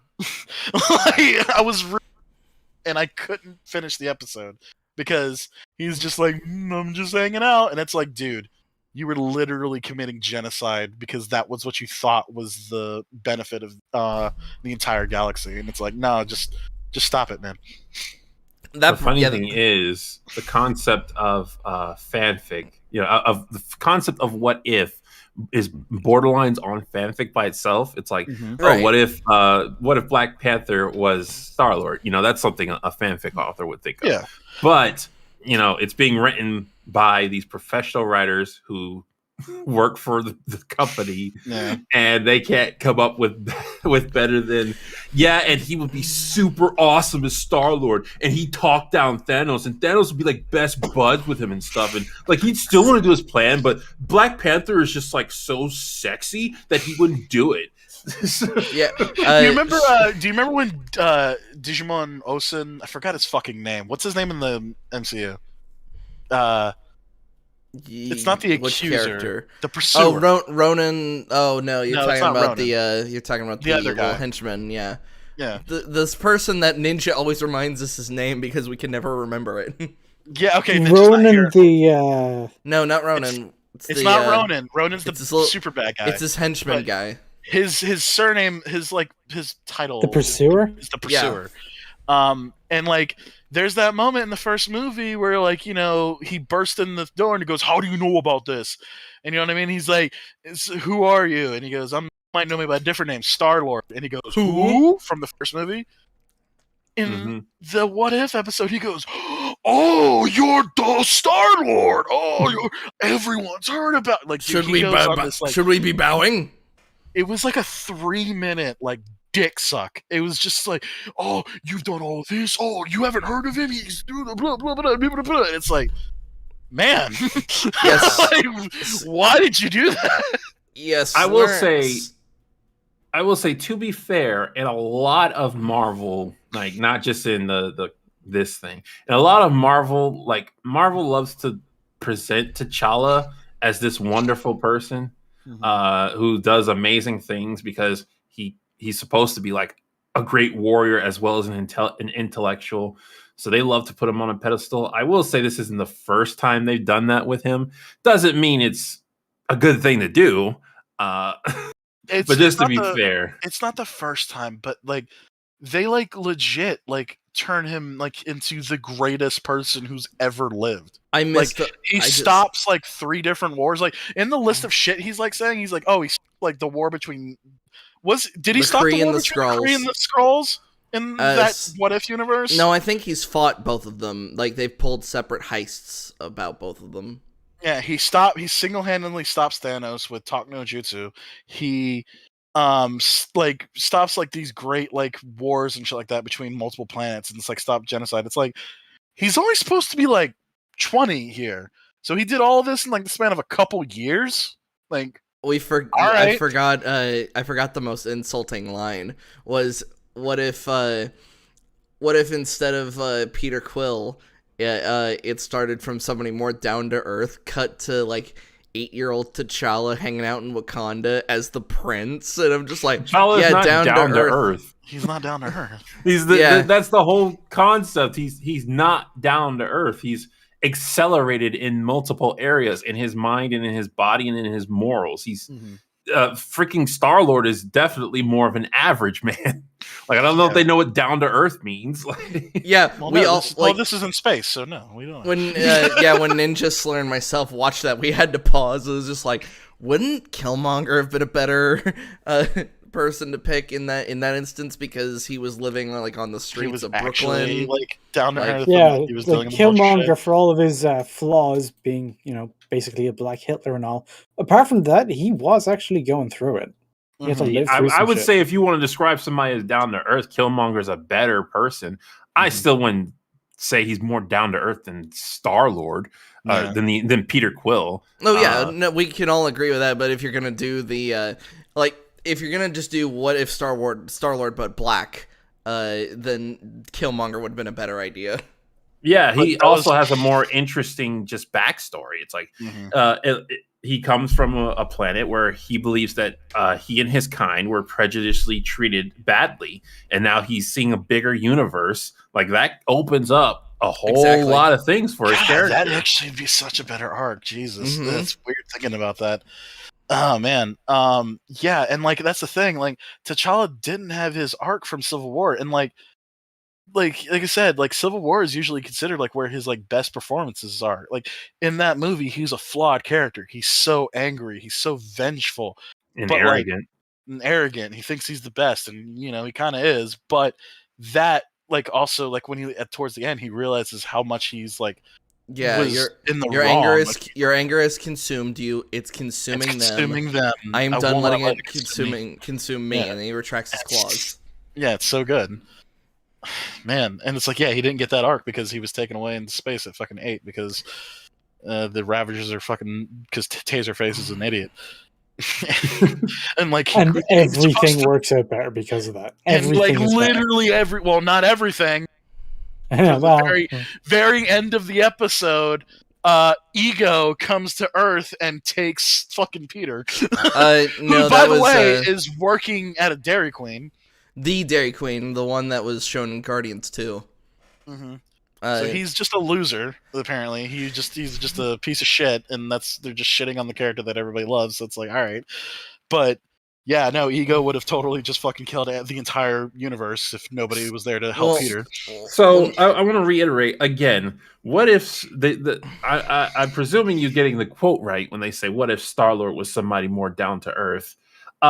So they go and they zoom in on this prince who was raised in a futuristic society from the rest of humanity, and who grew in an alternate timeline. He grows up to be a super Batman wannabe with ultra tech and highly advanced senses. He is more to Earth than the regular kid whose mom died of a sickness and grew up to work at Dairy Queen.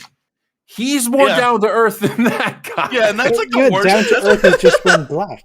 Yeah, and that's like the worst part too, because like in the whole episode, it's like, oh, we accidentally kidnapped the wrong kid, and it's like, meanwhile, like he's in the middle of the field just screaming because his mom just died. So it's like, oh yeah, he's bawling his fucking eyes out because his mom just died of like ultra cancer. And it can't be understated that it's like it feels like the writer's going, haha, what a fucking loser. Oh, you're crying because your mom died. Don't be a loser and work at Dairy Queen, you piece of shit. It's like, oh, man. I think they were just doing it for so though our hero's destiny lies in the stars above, let's take a look of hold on, I need to quickly. The beginning of his journey is much more down to earth, and it's like he's a fucking prince. He could not be more spoiled in his fucking life. Not only a prince, he's the prince of a secret futuristic society that has better technology and magic than the rest of the planet. And he's more down to earth. And probably some of the people in space. Let's be fair. Remember, like Thanos' army had a fucking hard time dealing with Wakanda. Oh yeah, you said exactly right. Remember one of the drop pods that was supposed to like let out those creatures things dropped on the shield itself and exploded. It was vaporized. Like there was nothing left of it. So it's like Wakanda might be more advanced than some alien cultures, which that's to be fair. But like Thanos, the fucking guy who's been vibranium, it's a hell of a drug. Yeah. Oh man. So anyway, yeah. So that episode we started talking about the what if episodes, and we only got through the first 2 because that was all that's out at the time, and we decided to watch Love, Death, and Robots instead. And it was. I also 100% agree with you. Suits top tier. I love that episode. Well, especially coming from 2 StarCraft fans, at least for right now, since Ninja's not here. We love because the main character is the same who voices Tychus. One of the main StarCraft 2. One of the main. Like, have you ever played StarCraft, Shady? I played Brood War, but I never played like the campaign, and then I dabbled in 2 when it came out, but I didn't like. It was too different from Brood War, so I didn't get into it.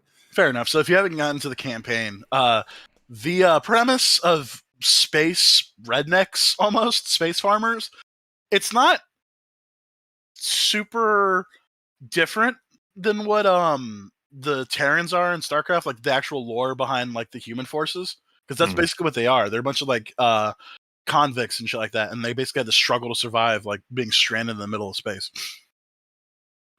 And so it's like, yeah, it's like we have these apex predator like bug monsters. We have these super advanced psychic Jedi monster warriors, and then we got some good old boys with bang sticks, and like they can keep up with them. And that's kind of what it's like. I said, it's weird that like how that's very similar to like how they all did the suits and stuff like that. And it's called Suit Up, right? Suits. Just Suits. It's just called Suits. Yeah, and yeah, Which that's we kind of put like which we put in God tier. Yeah, I fought for that one. I was not with that one. The thing is, I'm a very Saturday morning cartoon kind of guy, and Suits was very Saturday morning cartoon. Like it was, it took Saturday morning cartoons to the next level. So. Very much. I think one of the one of the key questions almost every time we'd like sort of summarize one of the episodes was, would you watch a whole movie of this? And I think Suits amongst three of us was a definite yes. Yep. Suits, 3 robots, Sunny's Edge, definitely. I would. So you put. So we got all right. So we got to talk about another episode. I was gonna bring up Secret War. Oh, Secret War. Well, I was gonna bring up the big one. So go ahead and go with Secret War. So what about you said during your video, if I remember correctly, that it was because you had already seen so many good episodes that by the time you got to Secret War, you were sort of desensitized. Am I remembering that correct? Yeah. I mean, I had no problems with it. It was just, it did blow my mind. Like, that's why I was like, Zima Blue should have been last, because it was so different from everything else. Like, and I also think Zima Blue is the best one on the list. That, like, it just would have been a better finale. Secret War, I have no problem with. It's just, I was desensitized.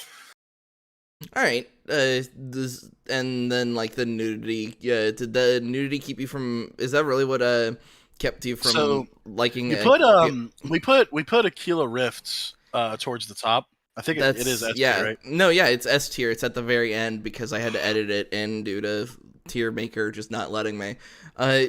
We were very surprised by where you put Beyond the Aquila Rift.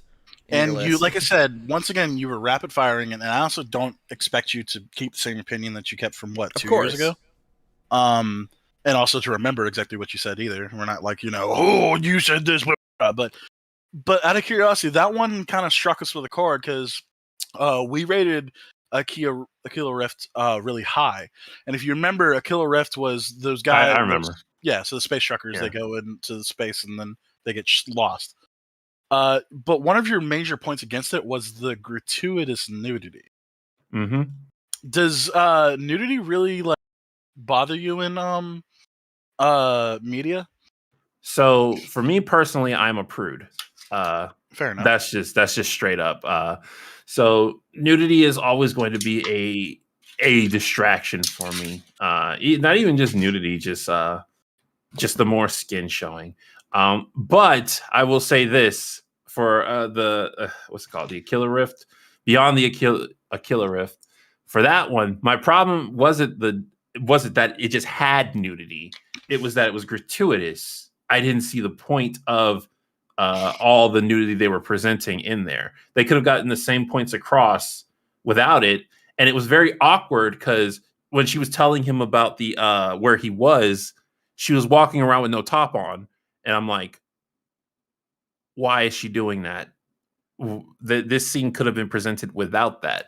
And Love, Death, and Robots Season 1 as a whole has a lot of pointless nudity. Like, the episodes as a whole has a lot of pointless. And I think that one was probably the most blatant example, other than maybe Good Hunting. Which one was Good Hunting again? The one with the fox, the Kitsune lady. Oh yeah, that one too. I just don't know if I'd say it was gratuitous because of the theming of what was happening to the thing. The woman who was naked was trying to keep the host as comfortable as possible while revealing. And also, it's a whole. She's literally seducing him. She's seducing him both in the sense of what we're saying is like, ooh, booba, and also seducing him is like, hey, you're safe. This is comfortable. It's like, right. So even if nothing starts working very soon, it's chill. Just relax. So just seducing him with that. Doesn't a kiss and fade to black and them waking up in the bed provide the same I think goal you'd is that? miss. I think you'd miss something. Like you'd miss like how much the like the passion between. I'm trying to remember our main character's name and Greta. But yeah, it's Uh, it's selling that this is like someone he cares about. It's like it's more of a it's not just fucking, it's making love kind of thing. Now you could probably cut a couple shots out and cover some of them up a bit more, sure. like pouring the wine. It's like, okay, I kind of see what you're Yeah, talking we about. didn't need Yeah, all like, of that. see, I'm like, not arguing for every frame of nipple here. That's not Yeah. what that's not The what anim- the- That's a different podcast. the animation was indeed beautiful, like with all the champagne and all that. But yeah, I guess I do kind of agree with that. But yeah, it's like just showing that they're having sex at all, I don't think is gratuitous. And it's like that one, that's just how I argue that one.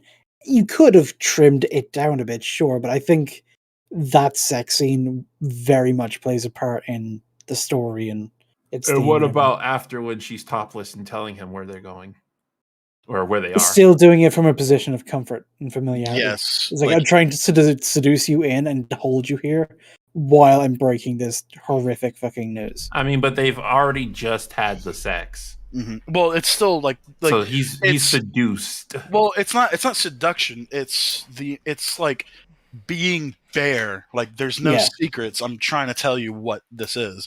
I'm not. I guess that makes sense. And it's like it's pillow talk. It's like, yeah, we've just had the sex, and so now it's like we're out of breath, we're sweaty, and we're naked, and we're as raw with one another as we could ever possibly be. And that intimate moment is a lot different rather than smash cut to the next morning when they're fully dressed and in the kitchen eating cereal. Yeah. Yeah, that's a good. It point. will I'll just give hit you that. different. I give you that. I'll give you the bearing yourself. That is metaphorical to be unclothed as well as expelling secrets. That's actually a very good metaphor, and I will also give you pillow talk. Yeah, I'll give you those. Okay, and you admitted that it's like the opinion that like does bother, like it can be distracting for you. So it's like there's not like much like that can be said about that. Like if it just doesn't work for you, it just doesn't work for you. Yeah, some people nudity makes them more comfortable. To me, it just vehemently makes me more uncomfortable. Okay. I actually had this discussion with somebody the other day about the difference between beauty and sexy. It's like I'm not opposed to sexy, but I'm more comfortable around beauty. Yeah, and there's a very clear distinction between both. So that's fair. I'm trying to think of like what the distinction. Like beauty is like. Well, you just like that appearance despite the fact they're not naked. Just imagine somebody who looks like Scarlett Johansson. Like, you know what I mean? That's that. She's very hot, but she's not really beautiful. She's kind of a shitty person. Not saying Scarlett Johansson by any means. Beauty to me has a certain innocence to it, which is why I believe like clothes like loose fitting clothes do a really good job of enhancing beauty, whereas skin tight clothes more so enhance sexiness.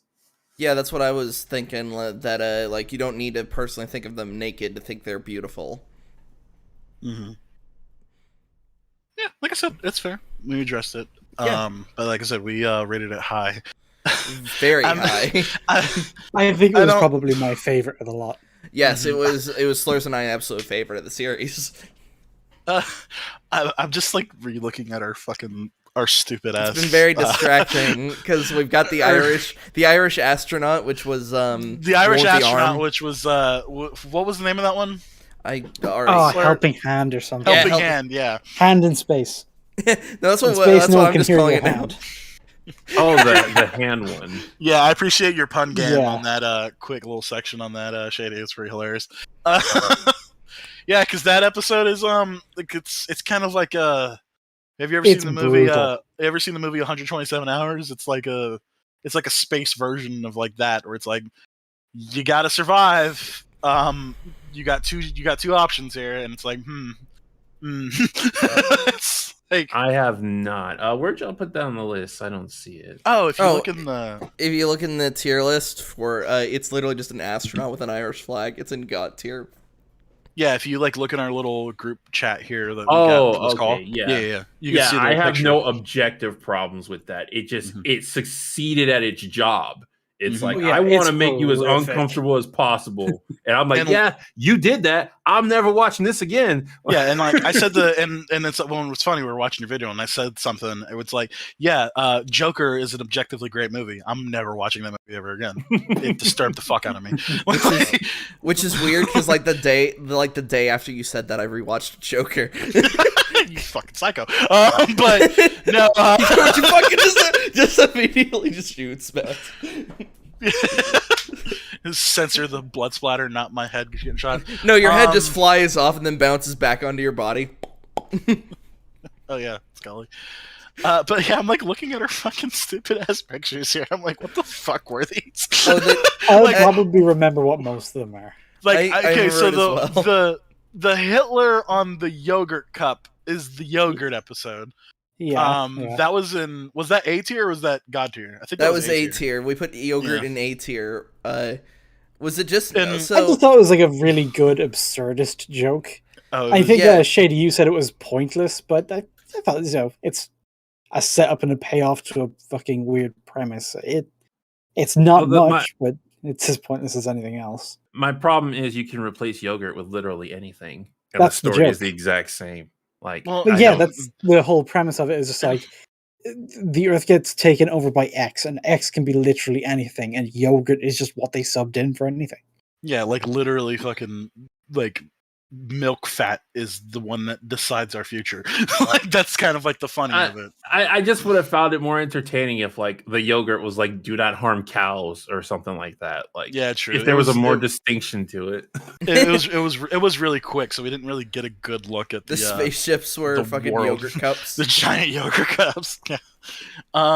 But the thing is, I'm looking at our list. And I'm trying to be like, what the fuck is right next to Beyond the Aquila Rift? Beyond the Aquila Rift is see now it's like we're dealing with the size problem.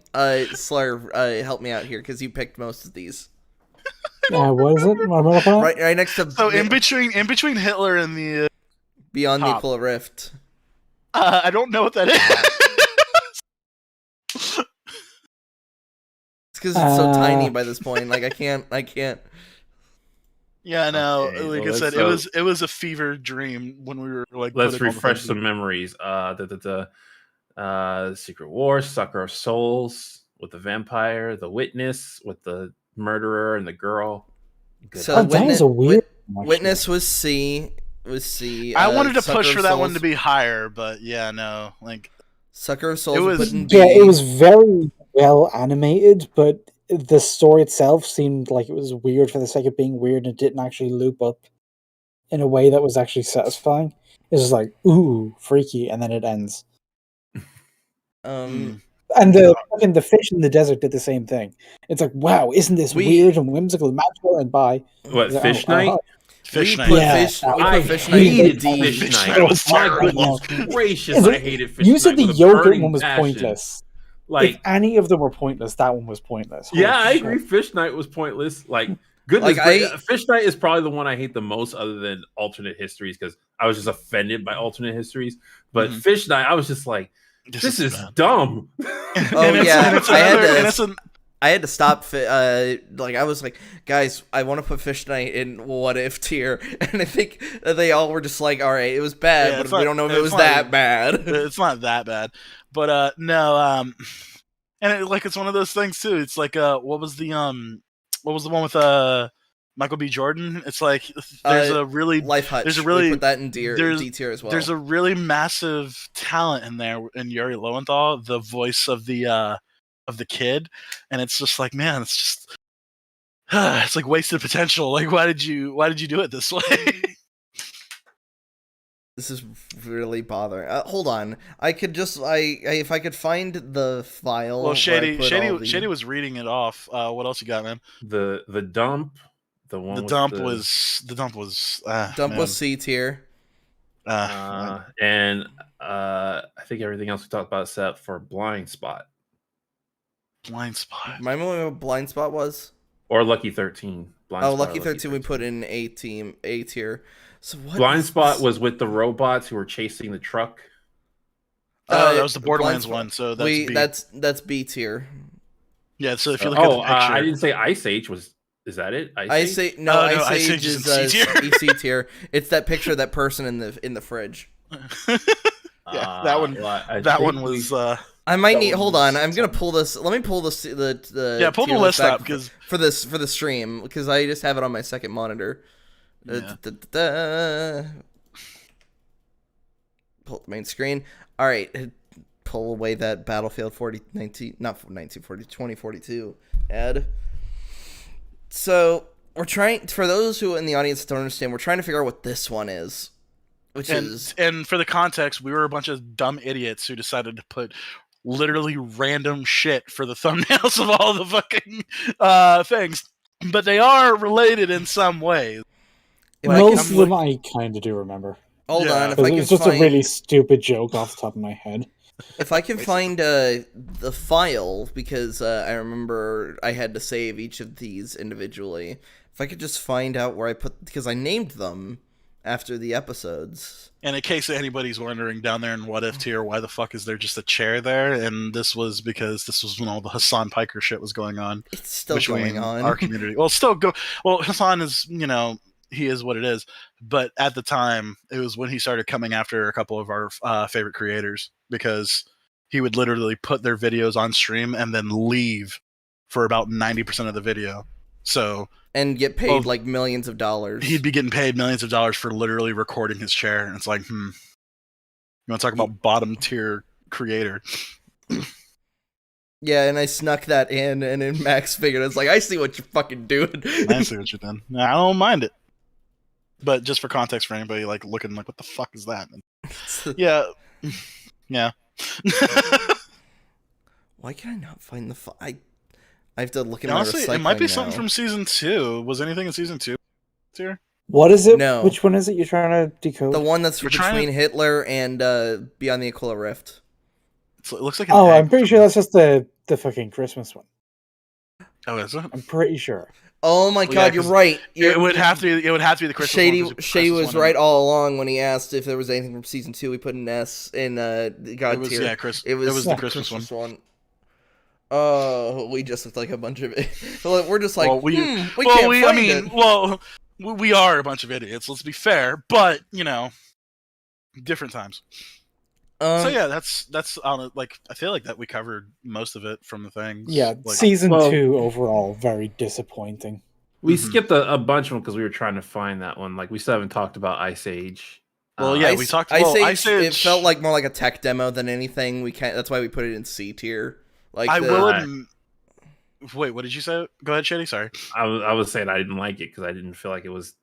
I mean, I know technically there was animation in it, but I was like, isn't this supposed to be about animation? Like, this is mostly live action. Yeah, and it's weird. I feel like I guess there is, because like all things have to have an aspect of love, death, and robots, and I guess the nuclear apocalypse that happened was the death aspect of it. That's what ticked me off. I was like, "There's no love, death, or robots in here. This is nonsense." Yeah, there was like I demand a refund. Just slap your Netflix subscription down on like a piece of paper in front of like a ticket guy.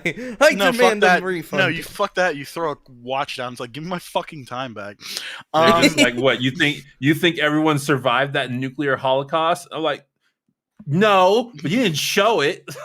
And then they opened it up, and I will admit, the only thing I did like about that episode, that's probably why I kind of fought for it to be like not D tier, is there's a game that's very near and dear to my heart. It's called Outer Wilds. If you're ever interested in like real, do you play a game? It's awkward saying this. Do you consider yourself a gamer, Shady? I do not consider myself a gamer. I want to get back into it because I miss gaming. If you ever want to play Halo, I'm available. There is a game I would literally but I will literally shill it to the end of the earth. It's a game called Outer Wilds. It's a fantastic space exploration game. Is that the time travel one? Damn it, you already know about it. Okay, yeah. So I'm trying to anytime I try to it's like, just play this game for 22 minutes. Why do you want to play me 22 minutes? Just don't worry about it. I watch a lot of Let's Players, so fair enough. We actually we did a stream over this that still needs to be re-released onto this channel. I have all the stuff. I just need to get like a thumbnail and all that stuff. it recently came out with an expansion, and the expansion is fucking phenomenal, as the game is. But the ending of Ice Age with like that crazy like big bang and like the insane like shit shooting around the apartment, like it's very similar to the stuff that happens in the ending of Outer Wilds, and it like really struck a chord with me. But other than that, that fucking episode sucks. So here's a bit of a out of nowhere question, but I've been thinking about it forever, and I'm gonna force you guys to think about it now. Okay. Okay, so this is a bit of a spoiler for if you've never played Outer Wilds, but only for like the first 30 minutes. So in Outer Wilds, whenever you die, you get sent back into your body back in time. Mm-hmm. Yes. Is that ethical? You are killing your past self. You don't have consent in that aspect. You were just dying. I mean, if you did. Okay, all right. I was about to say, it's like, you don't understand. Like, it's very hard to put this other thing, but the second you mentioned Outer Wilds, I literally sat up. Like, I'm like, all right, let's go. Like, I'm sitting in like ready position, ready for question. See, you and me, like, I'm not sure about the ethics part of it, considering like my strategy, if I was given this kind of power, would be to just kill myself over and over again, so I wouldn't be afraid of death. So wait, can you ask it again, Shady? If you the power that they give you in Outer Wilds, if you could control that to go back in time and kill your past self, ninja. Not necessarily kill your past self, delete your past self's memories and replace it with yours, is that ethical? It's not ethical, but it's also you deciding to do that to yourself. Well, hold on. Then we So go into it's Soma. a transgressive act, but it's perpetuated by you against you. So you now would be okay with you in the future doing it? Probably not, but me in the future would be okay with doing it to me in the past, and I've got shit all to say about it. Yeah, I was about to say. I feel like past me would be like, but hold on, it's like gotcha. anything you do now, past you is already affecting future you without future you's consent. Is that ethical? But no, the caveat that he added was if you could control it. Well, we can control what we do now, and it still affects our future selves, and our future selves didn't consent. I think if you're trying to sabotage your future self, that is unethical. Well, hold on. I sabotage my future self whenever I drink. To sabotage your past self. Yeah, that's what I'm saying. Is that? Do people? I mean, it would have to be.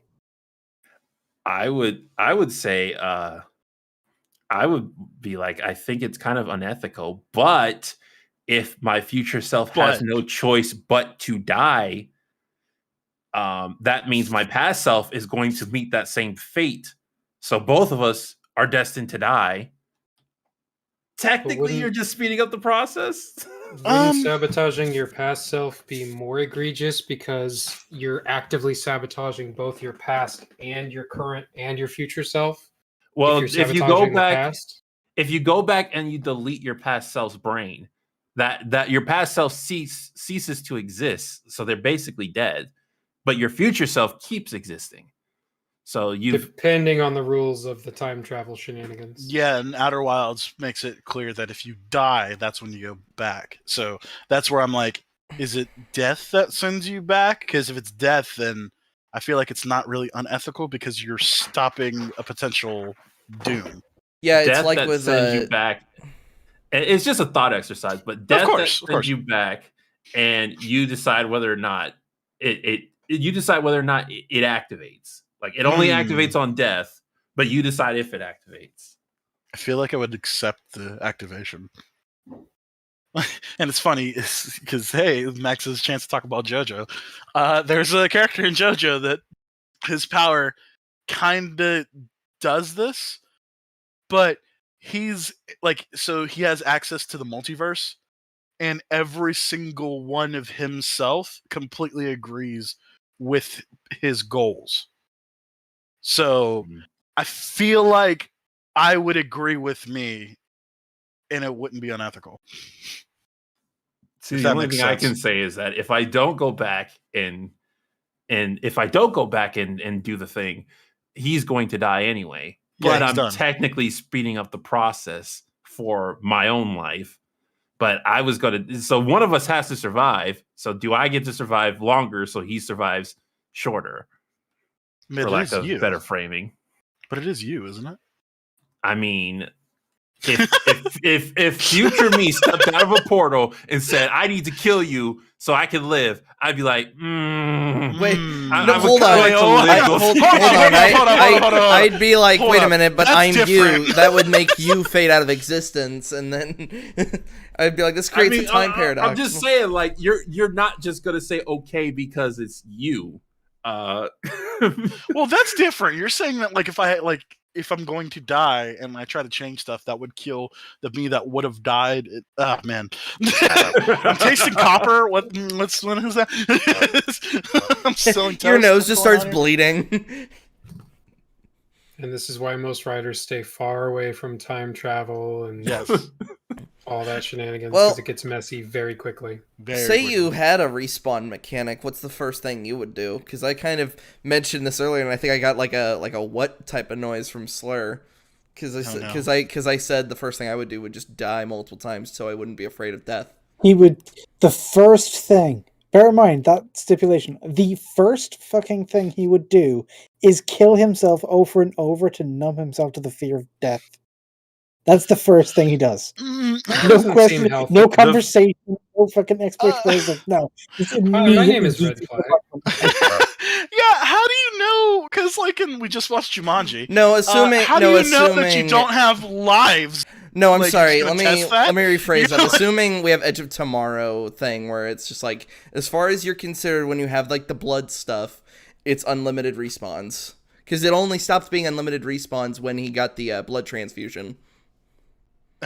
Man, that movie is weird. Yeah, That's the thing. There's so many different variations of respawn mechanics. Like, you wouldn't want to test those kind of boundaries until you know which one you're in. You know.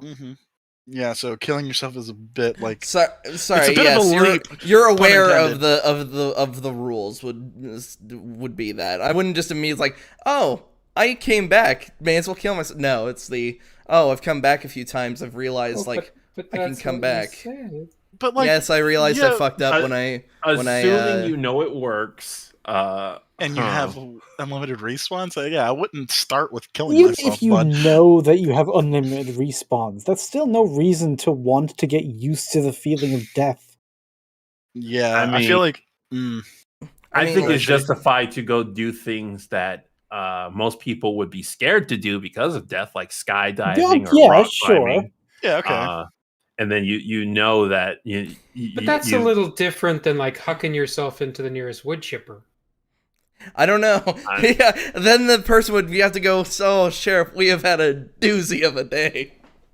I mean, I can see the logic of it. Like, if you just really want to rid yourself of that fear, you know it's going to work. I can see the logic of it. It wouldn't be the first thing I do. Because pain still exists. What's because out of all things, like I don't have much of a fear of like actual physical bullshit, more metaphysical concepts, just like death in and of itself. So it's like, all right, I just want to get rid of that, just done. Well, there was that recent movie. It was a Happy Death Day, where it's kind of like Groundhog Day, where she keeps dying over and over, but each time she dies, she feels the pain and she retains some of the damage. Oh, did she retain? Wait, I thought that was in the second one. Yeah. Hold that's on. a caveat right there. Physically being damaged every time she died. And I thought that was Jesus Christ! Like I thought that was in the second one. I thought the first one. No, it was in both. Okay, that's some Fable 2 shit right there. That's not good. And so it's like, is it unlimited? I don't know. Technically not. Technically not. If the original if it gives body you any is level of damage whatsoever, that's not unlimited anymore. There's a limit. Yeah. But now you're changing the rules though, because like the rules are, well, what if it was a perfect respawn? You had unlimited amounts. Like what would you do then? And I don't know if I could still go through with the whole the death thing, because I'm still scared I'll of admit, pain. I'll admit, I'm gonna be like, Ninja wood said chipper, yeah. Ninja said it best. Like, hello, my name is Red Flag. Out of curiosity, Shitty, have you seen Tucker and Dale versus Evil? No, I haven't. Oh, he just rated him. I don't know how you feel about But I'd strongly give that a recommendation. We covered that not too long ago. That was the last and, of our Halloween coverage. And let's just say we had a time. And it's funny that you brought up the wood chipper thing, but yeah, I'd recommend giving that a look up. It's fantastic. It's fucking it's up there. No, I think the reason that when I was into playing Destiny 2 with a friend, we had a conversation of like, okay, your ghost explains like the rules of your respawn. What's the first thing you do? And that's what a friend of mine said, was that to get rid of like the fear of death, like for the duty of like being a guardian, that's what he would just do. Either just that's when you reach in your pocket and hand your friend a suicide hotline card and be like, get some help. I'm worried about you. I care about you. Please. I mean, if you're in a position where you need to not fear death, that would probably be yeah, and that's why like specifically response. for the guardian thing, like yeah, your guardian's gonna be facing death no matter what, so you may as well get also used how to it. far back do you get to go? Look at a real life scenario. Okay, look at the military. They don't train you to not fear death. They try to teach you to not fear danger. There's a big difference. That's true. Yes, actually. Well, that's what I was saying. If you need to be in a position to not fear death, that makes sense. Because if you're in a position to not fear death, you're in your last stand. Like you're accepting death is inevitable. Mm-hmm. Or because otherwise the goal should be to live. Or in this sci-fi predicament we're talking about, you have a cheat power that allows death to become irrelevant, but you're still afraid of it. Mm-hmm. I mean, I'm afraid of fucking anglerfish, that's for sure.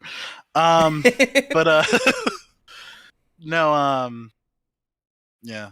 So to bring it all the way back to Love, Death, and Robots. Which one were we even talking about? We were talking about Ice Age. Yeah, fuck, that was a goddamn. Well, I was actually about to. I was about to move it on to because I pinned your list in our little private group chat. Where'd it go? There it is. You put like your top 5 Suits, 3 Robots, Sigma Blue, which you then made a later video saying you wish you put that at the top. Did you just say Sigma Blue? Sigma Blue. Fuck! I did. Like, he's on that Sigma grind set. All right. Yeah. No. As the blue drops, you just hear the doo doo doo. I mean, okay, fair enough. It's like Zima confirmed Sigma male, but Jesus Christ. So at the bottom of this list was shapeshifters. We found that was it called? Was it actually called shapeshifters? Yes, yeah, the werewolf one. Yeah. Okay. We put that one on C tier. I liked the concept. Like I said, I stand by like the concept is something I would have wrote about when I was a teenager. Yeah, fair enough. You're exploring writing, so you're like, what if werewolves join the military? Well, like any kind, like that's always any supernatural creature. Well, not even supernatural, but any kind of like metaphysical like thing. I always think about like, what if like Dr. Doom was like a real person? He was American. Would he join the military and shit like that? I get you. It's like I immediately thought of the Vampire the Masquerade campaign with like Rags and Short Fat Otaku, where they were vampires that were part of the Nazis. Yeah. So yeah, you where did he Shady, how did you feel about shapeshifters? The marine now that some time has passed. I mean, now that some time has passed, it seems like a very cliche idea. Mm-hmm. But again, I think they applied it realistically enough that it was enjoyable to watch. Again, I don't like when the pants come off. It's very distracting to me. But yeah, I'll admit I side a little bit more with you when it's male nudity, and I'm like, gee, I wonder what are you I'm not? Good, I'm good on. What are you not gay? Listen. All right. Yeah, and like there's that whole like end fight scene and shit like that. Mm-hmm. I liked the werewolf effect because it reminded myself in Slayer of Van Helsing how like they had to rip the skin off, like instead of the hair growing out. The transformation where the werewolf is actually fully underneath the skin, rather than growing hair. Sometimes too much testosterone can be a bad thing for me. Like a lot of times I like a show that gives me a testosterone feelings, like, yeah, I'm man, and whatnot. But sometimes the characters will do something stupid and they'll use testosterone as an excuse. The werewolf, the shapeshifters, it borderlines that, because it's like at the end he wasn't supposed to go after the dude. He did it anyway just because he killed his friend. And back then I was very feeling it. Now I'm not sure if I feel the same way. But yeah, I still think it's a pretty good one. Yeah, animation. Did you guys already ask him about the Hitler one? Yeah, we went over. We did. I tried to wait, Ninja. Yeah, we tried our best. We agreed that I was right and they were wrong, and that the Hitler. Oh, fuck off! Oh no! I will fucking fight you, sir. No. No, we tried holding the Jello cannon, man. That was great. Nah, man, my boy was gonna fucking make it to the moon. He's my boy. Ninja, we tried our best to sort of delay the conversation. We had like a 45 minute. It took longer than I expected, so. Yeah. Well, we had like a 45-minute discussion on Courage the Cowardly Dog. Oh yeah. Good shit. It's necessary. It's very necessary. Courage the Cowardly Dog is a fucking masterpiece. Anybody listening to my voice right now who disagrees, go play League of Legends. Oh my god, that's a borderline hate crime. Here's the thing, though. Don't do that. There are people who are getting into League of Legends because of Arcane, and then they come out freaking scarred for life because they're like, "Man, such a toxic group," and I'm like, "Yeah, it's pretty bad." Welcome to League. Yeah, the game is pretty great. The community sucks a lot. You mean Netflix didn't bring that into the show? Yeah, another unfaithful adaptation. The first fight in the TV show, somebody throws out a slur. Oh my god! they actually are pretty toxic to each other in this show. It's just it looks cool on the show. Then that toxicity gets thrown at you, and you're like, oh. It directly translated into the game. It's not the same when it's my mom. I tell people, I'm like, there are other league-based games now. There's Teamfight Tactics. There's that card game that I think it's an adventure game is coming out soon. Like, play one of them. I know that. I know exactly what you're talking about. Didn't that game get delayed though? The beat 'em up League of Legends game. It's not a beat 'em up. It was supposed to be a fighting game. So the people who made a game called maybe 4 years ago, which it was actually a really interesting concept for a fighting game. Instead of doing inputs like what you would do to do a Hadouken or like a spear from Mortal Kombat, you would actually have a cooldown for your special moves. So you have your basic 4-button combos, or your 4 buttons, so like left, right, and then left foot, left, right foot. You would have your other buttons that would basically be your special moves, and you couldn't use them. You couldn't spam them, basically. I don't know how I feel about that, because that reminds me of really fucking well done, dude. And I guess I'll need to see it, because that reminds me of the Injustice or the Mortal Kombat mobile games. I was about to say, don't compare it to Injustice, because Injustice is notorious bad for spam. No, I was specifically talking about like the mobile game ports where the special moves, like doing like the Batarang or that kind of stuff, it was like you could only punch, do all that stuff with like swiping your fingers, but to use like special moves, there'd be those little cooldown little cards at the bottom. Yeah. So anyway, the guys, it's Riot, right? Yeah, those are the guys that made League. Yeah, so Riot Games actually bought the rights to Rising Thunder. Like, I forgot exactly the legal bullshit, but they basically own like the game of Rising Thunder. So they were planning on using that to potentially make their fighting game, and that was the last I've heard of it. So really competent team with the fighting game, so I'm really hoping that does come out, because as I've mentioned before, all the League of Legends characters are really fucking cool. But yeah, to everyone, if you're getting into Arcane and you kind of want to play League of Legends, either get a group of friends or play with bots or play the side games, or accept that you're about to meet one of the most toxic groups in gaming ever. Like the League fandom knows this. They know they are toxic. Well, it's like take pride in it, actually. It's like they legitimately take pride in it because it weeds out the weak. Well, that's how Max and I are Elite Dangerous fans, and we both acknowledge, like, oh my god, the best player is like a massive fucking bully. Yeah, like the best player in this game called Elite Dangerous. Shady, you know what that is? I've heard of it. I haven't seen it.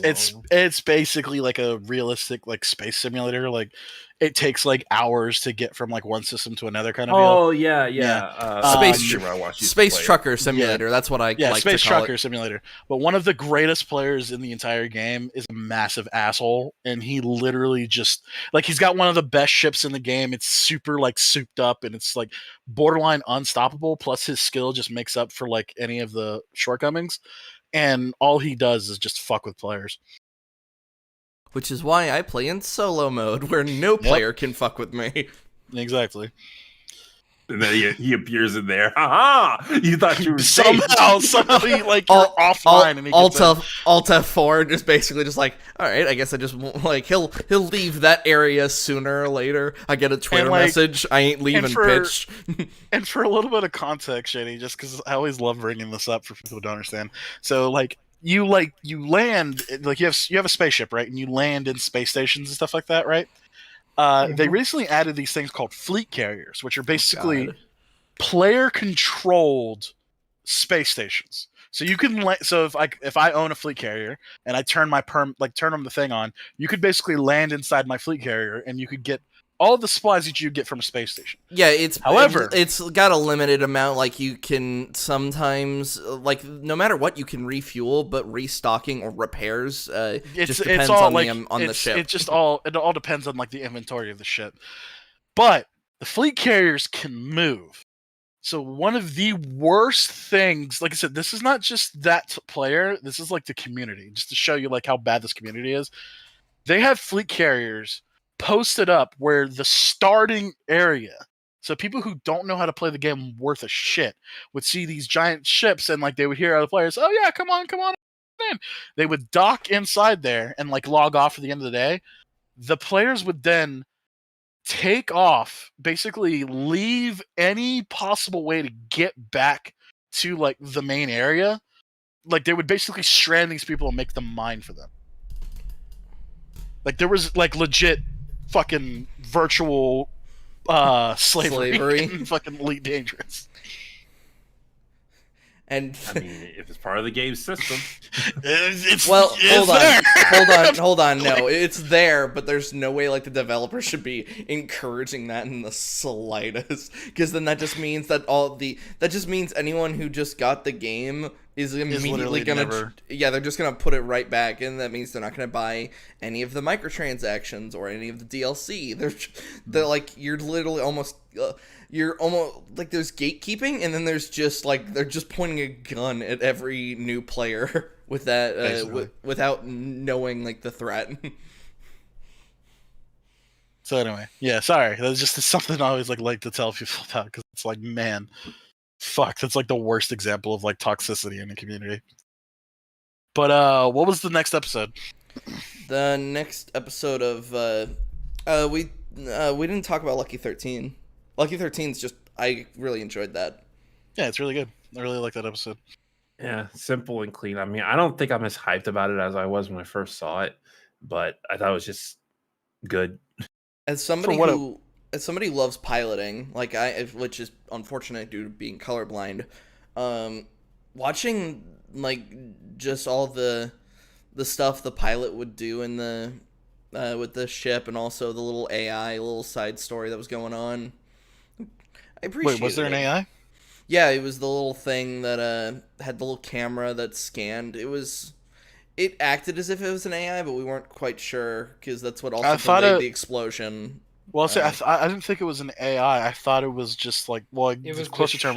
Basically. Yeah, it would be the closer term would be like a VI because it just does what it's supposed to do. Yeah, fair enough. But the ship itself was the quote unquote living thing. Mm-hmm. And I liked the ending of it and like how it like the last minute it fucked up, quote unquote, instead of like exploding, but it explodes at the last possible second to save her. Yeah, it delayed to when all the enemies were on top of it, and it's like, yep, now it'll explode. Super cute. I love that. Yeah, and it's just like that, like attachment people can get to personal objects. People name their cars. People name like hell. The stream machine is literally named like Theta for me. Mm-hmm. And I think I even said this after that episode, but from actual wartime, you would get a bunch of stories like that about particular ships that just did some weird, wild shit during the war. Yeah, like I think it was the Mary Bell, which was a World War II bomber that was one of the only ones to complete its 13 flights. No, not 13. It was a certain number of flights, and then they ended up making a movie about it. And it was one of the only ones to move on. Like, everybody was allowed to just go home after that, because that was the rule. You complete X number of missions in that bomber, and then you could go home. Damn. And it was like it was had the most notorious casualty rate in all the not in all the war, but in amongst pilots. Right on. So moving on to that, what was left? I think that's pretty much all of it. Like any of the ones that are like noteworthy. Let me pull the list back up. I'm sorry, I was standing up for a minute. Sucker of Souls. To me, that was generic. I thought that was fun. That was just kind of it. Like I of all the shots, I will to this day kind of hold on to. It was when that person got split down the middle and like a cartoon just every layer just peeled away, including like the skull. Yeah, but I feel like out of all of them, like with time separated, yeah, that could go into C or possibly even D. Yeah, it's I don't know. Like, fuck, they literally shot his dick. It's like funny, but it's like. There's Good Hunting, which I really liked, but I have a bias because I really like Kitsune. Mm-hmm. Yeah, I also really like that, and like I like the, well, that was another one you brought up, the gratuitous nudity thing. But you admitted that it's just a personal preference thing. So I wouldn't say the nudity in there was gratuitous. Mm-hmm. It was just there were moments where it was showing where they didn't have to show it, but. I don't so much have a problem with it because the main scene I'm thinking of is where she appears to the boy and she's eating and then her shirt's just like falling off. But that's more just of the clothes she was wearing rather than I'm feeling they felt like they had to put nudity in there. Mm-hmm. I think they just thought like, well, with the clothes she's wearing, it would fall off if the camera's in this spot and blah, blah, blah. Yeah. And then for the rest of that episode, it's, the industrial and colonial influence on their town now makes it so she's a prostitute and she's selling her body, and that means that everything else that happens with her body in that episode is also very on theme because she's just taking it back and taking back control. And yeah, it's a really good episode with a lot going on. Yeah, despite some of the generic sound effects that was in the beginning of it, but is what it is. Yeah, I mean, I think that show took second place for like if it was a series, I would watch it with Suits being first place. Well, maybe Good Hunting I think was actually first. I don't know. It was between those two. The Dump. I hated The Dump because I felt like that guy didn't do anything wrong and he just got eaten for no reason. I mean, he was kind of a douchebag, but it's like that's not enough. It just came across a little bit mean. And like, the animation, like I said, it's kind of weird coming back to this, like rethinking about it. It's like, man, I really didn't like the style. Well, that's another one where they just take their pants off. That one I actually I was kind of just being like, all right, put your pants back on. You're in the middle of you're like trying to defend yourself and you just like, come on, it like takes a second and a half, pull your damn pants on. Exactly. And I think the only one we haven't talked about is Blind Spot. Blind Spot. How do I keep forgetting Blind Spot? The robots, they are chasing a truck. Yeah, the Borderlands one. Yeah, the Borderlands one. It's because we keep calling it. Sorry, it's because we nicknamed it the Borderlands one. Hence why it's the Psycho on the list with the Psycho trying to blow his head off. Yeah, that was another one I would have liked to see as like a Saturday morning cartoon. Definitely. The only problem I have is like if there's, I mean, it's just a one-shot animation, so it's not bad for the animation itself. But if this was a show, it's like if you have backups and death means nothing, like there's no tension, But again, they weren't thinking about that because it's just a one-shot cartoon. Mm-hmm. Mm-hmm. I mean, there can be tension. You just have to write. You have to write it. You have to be careful with it. Yeah, Code Lyoko was a good example of that, for the fact that, like, technically they wouldn't die if their avatars died in the system, but if Xana won, that would normally mean the destruction of a whole part of the. I forgot the name of the system that they were getting into. Yeah. Their version of the. But basically, you would change the consequences from them dying to what the objective is. Exactly.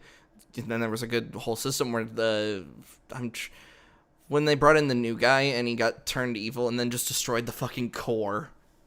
Good gravy. Do you know how mad I was when that happened? Because he came in and he had this giant behind sword, and I was like, "Oh, this is awesome!" Wait, there was a new guy? This is a cool character. Yeah, it was the guy. What's her face liked? I can't remember their names. So there was wow, I feel weird. So there was the cat boy, there was the samurai guy, and then fan lady, a fan lady, and then there was the computer girl, right? Like there was a girl who wasn't real, who had energy blasts.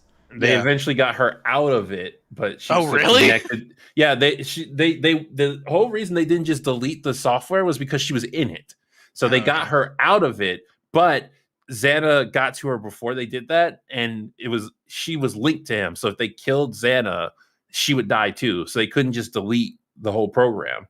And then finally, the boy that what's her face, the fan lady had a crush on, he found out, and they're like, okay, let's make him a part of the team. And he had this awesome giant cloud sword.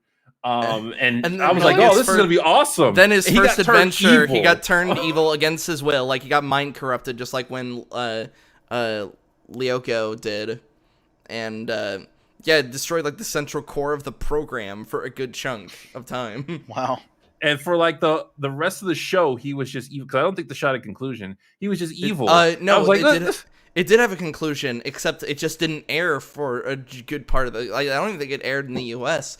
The system started leeching into the real world to the point they had their powers in the real world. So we were seeing, cool. And it was staying into the real world art style. Like that's. It was kind of neat. I didn't get to finish it myself because, like I said, I don't know even if the finale aired in the U.S. Because it was French, if I remember correctly. It was French? Yep. I think, isn't it from the same people who made Miraculous? Miraculous Ladybug or whatever? Miraculous Ladybug and Cat Noir. I think so. Hold on, I'll bring that up. I always think that because a character from Miraculous has the Code Lyoko logo on his shirt. Really? I was like, yeah, and Miraculous is also a French show. Mm-hmm. I've heard it's actually not bad. Well, you haven't seen my reviews on it then. Fair enough. It has passion. Clearly, the people who make it, they love what they're doing and they're trying hard, but they make a lot of mistakes. 1,000 cuts. You can die by 1,000 cuts.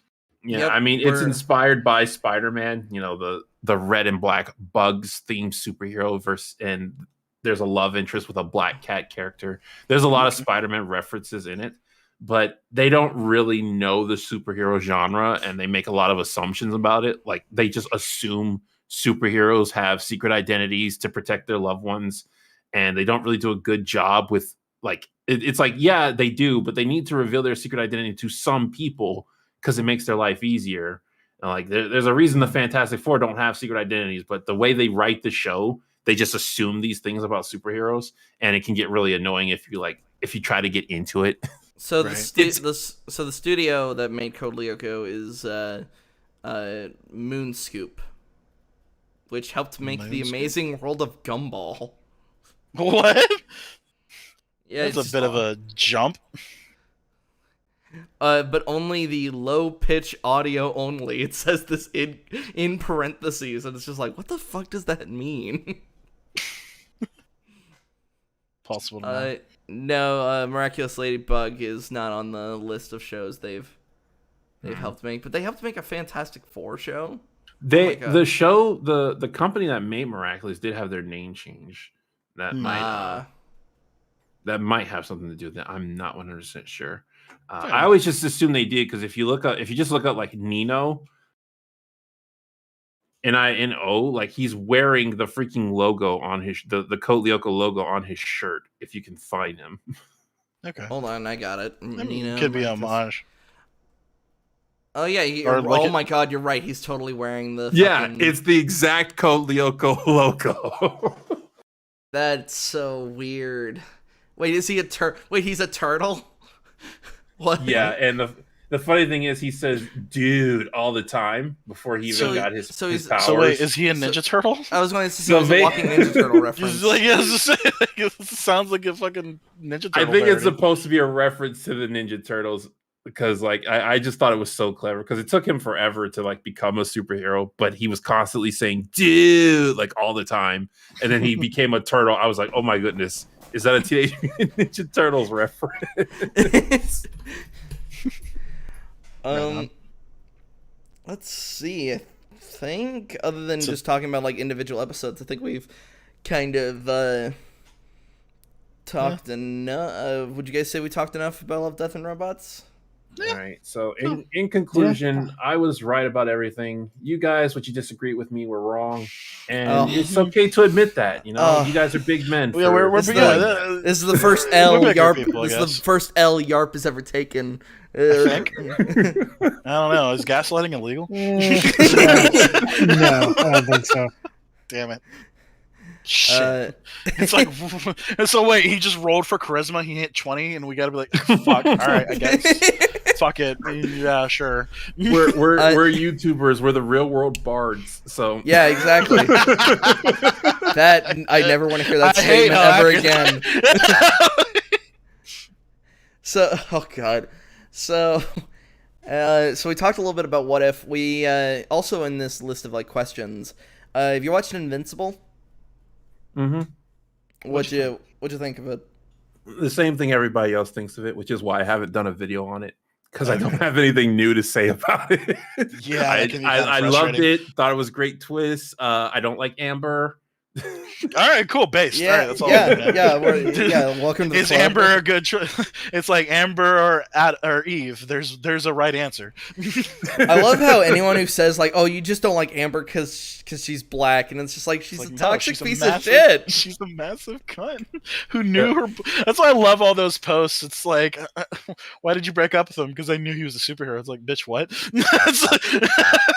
The thing is, I went into Invincible knowing a lot of stuff, and I knew I was supposed to hate Amber. So, you know, they were revealing stuff about Amber. It's like, oh, she's a third wave feminist, and she's somewhat of a bully herself. And I'm like, oh, am I going to dislike this character? Am I going to be like everyone else?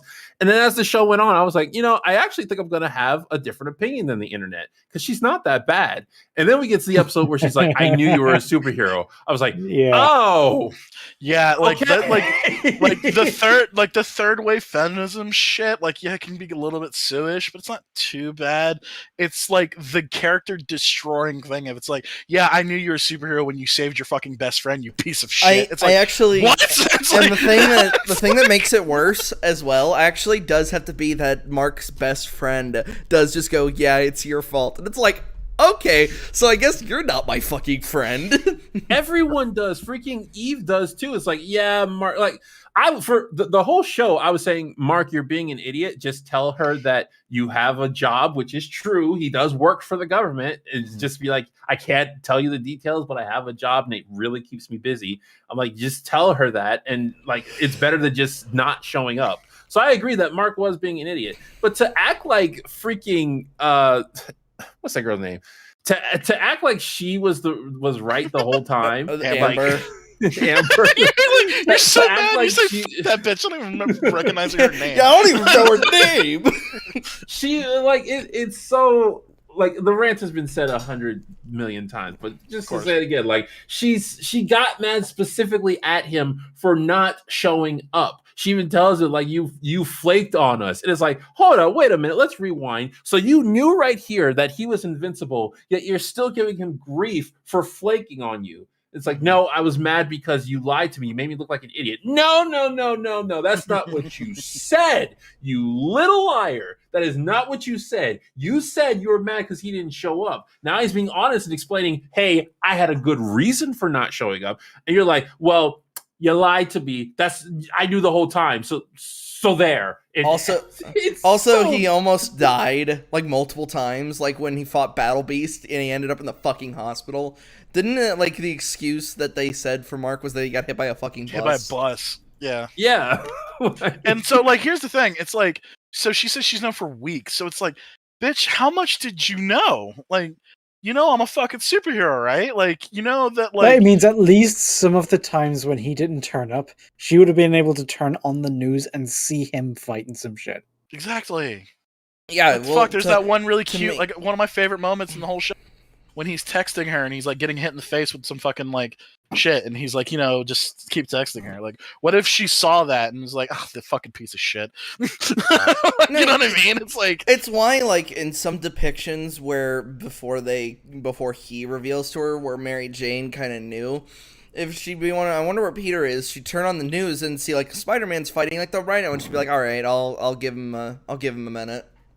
Mm-hmm. Yeah.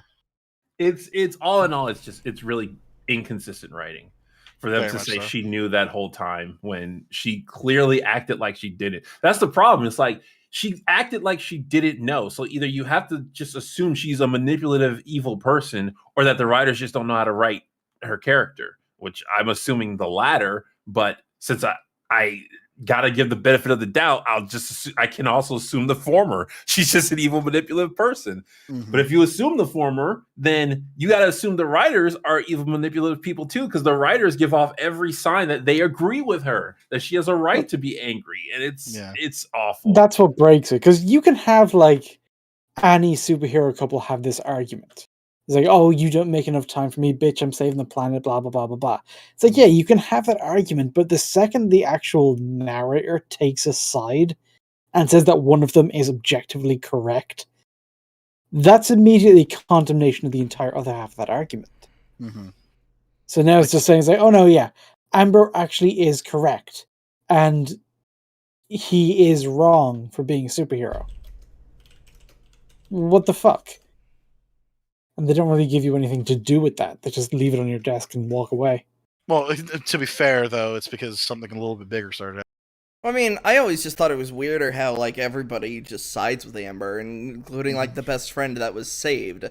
Like, well, like I said, I feel like it's just because of, like, what was happening at the moment. Remember, because I just recently rewatched it. The fucking moment she reveals she's Amber, Omni-Man's on the warpath. Like, that's the thing.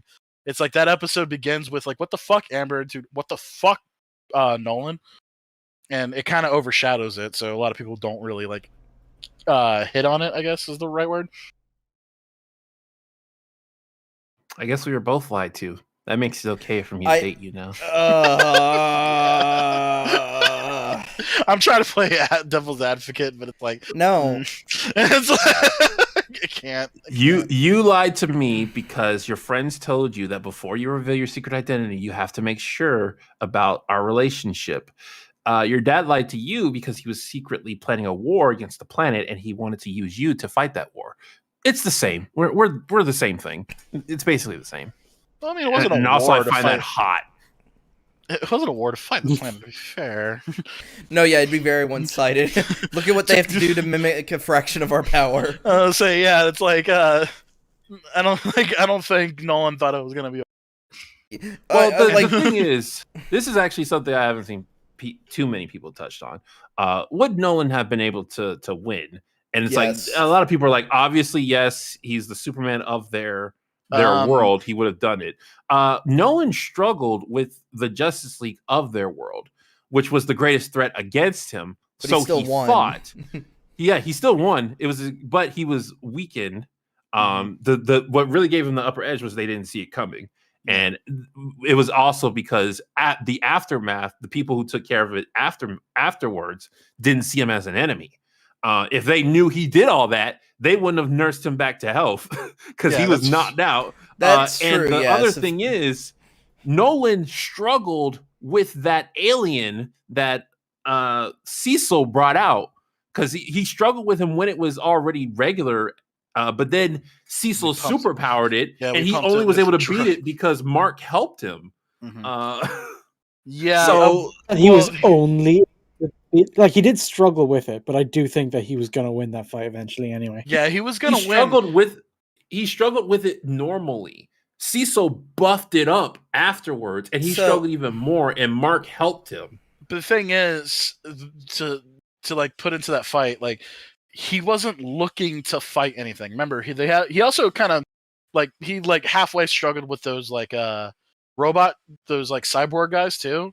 But that, like, if you notice in the beginning of both of those fights, he's actually not trying to fight. He's actually trying to leave.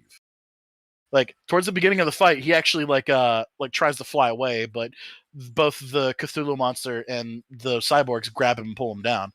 He's not actually trying to like battle with the monsters. He's trying to get to Mark because that's all he cares about at that point. And also watch that scene again. And also by the like point I said, it's that, a really neat detail. There's a lot of neat details to show. It's actually pretty good. And also by the point that Mark actually tried fighting him, barely any of the stuff, including the Guardian trying to I'm sorry, what's his name? The one who was Immortal gouged his eyes out. At the end of the day, it still barely did anything to him. No, but like what Shady is saying is that like the Justice League was able to put a stomp on him. So it's like if so like theoretically, if like Titan, the new Guardians of the Galaxy, and Mark all fought Omni-Man, they'd probably win. And I think I can agree with that. Oh yeah, wait a minute. Yeah, hang on. Hold on. Now Nolan would probably fuck up a couple of them. Oh yeah, there would be casualties no matter what. Let's not pretend that there's not going to be scoreboard. Isn't there an Invincible comic where he kind of accidentally does just go through a reboot, but he's still got all of his like current knowledge? So when he confronts Omni-Man again, they crash. If you're referring to the time travel thing, it's a little weird. I'm trying to remember. I know what you're on about. It's a bit weirder than that. Yeah, it's a little bit weirder than that. So let's save it just for people who want to watch the show. Okay, if they even do it, they probably are going to. Man. The fucking show is massively successcill. Like it's like a lot of people really enjoyed it, and it's like I said, it's not complete garbage. So remember just seeing on that front.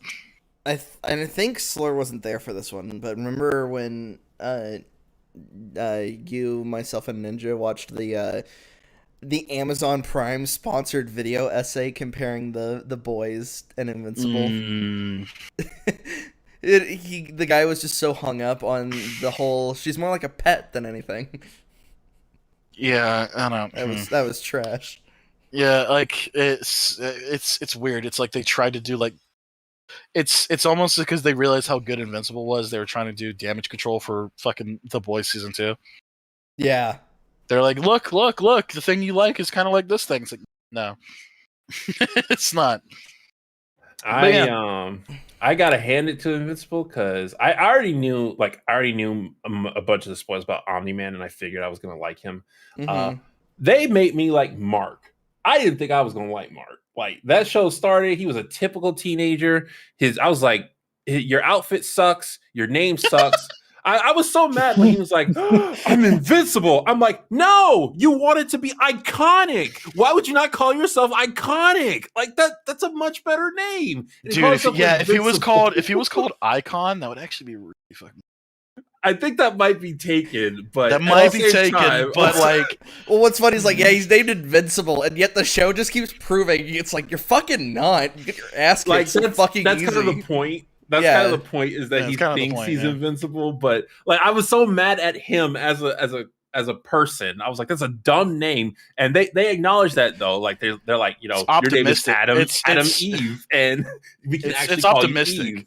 Yeah, and it's optimistic to think like you call yourself invincible. You're inviting people to break that title, to fuck you up. And I was just so mad at him because he was acting like a typical teenager. And yeah, they make him a typical protagonist, but they do it so well. Like as you see him go against all these people and almost die to Lion Thor and have to face his father and knowing that his father is the most powerful person. Good.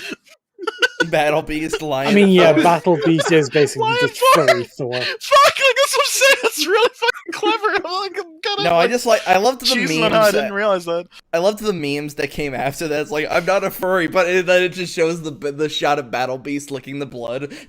And he's voiced by Michael Dorn, which is fucking Worf from Next Generation. No honor. But like you see Mark go through this entire journey, and they actually they made me like his character, and I couldn't believe at the end because he's facing against what's considered to be the most powerful force on the planet, his father, and he's standing his ground. And he's like, "I will fight you," knowing this man could just murder him. I'm like, wow, they made a really good protagonist. Like they got me to root for this kid who I hated in the first episode because he can't choose a good superhero name. Like, good on them. I love that's the hang up. I'm saying. It's like, I can't like you. Why? Your fucking superhero name sucks. Oh. I am passionate about superhero cliches. So I was looking forward to his costume and his name. And he's like, yeah, I want something iconic. I really want something iconic. I'm like, yeah, he's going to figure it out. And his dad's like, you really are invincible. I know my name. I'm like, no. And then his costume's just so goddamn generic. It's ugly. I don't like it. It's I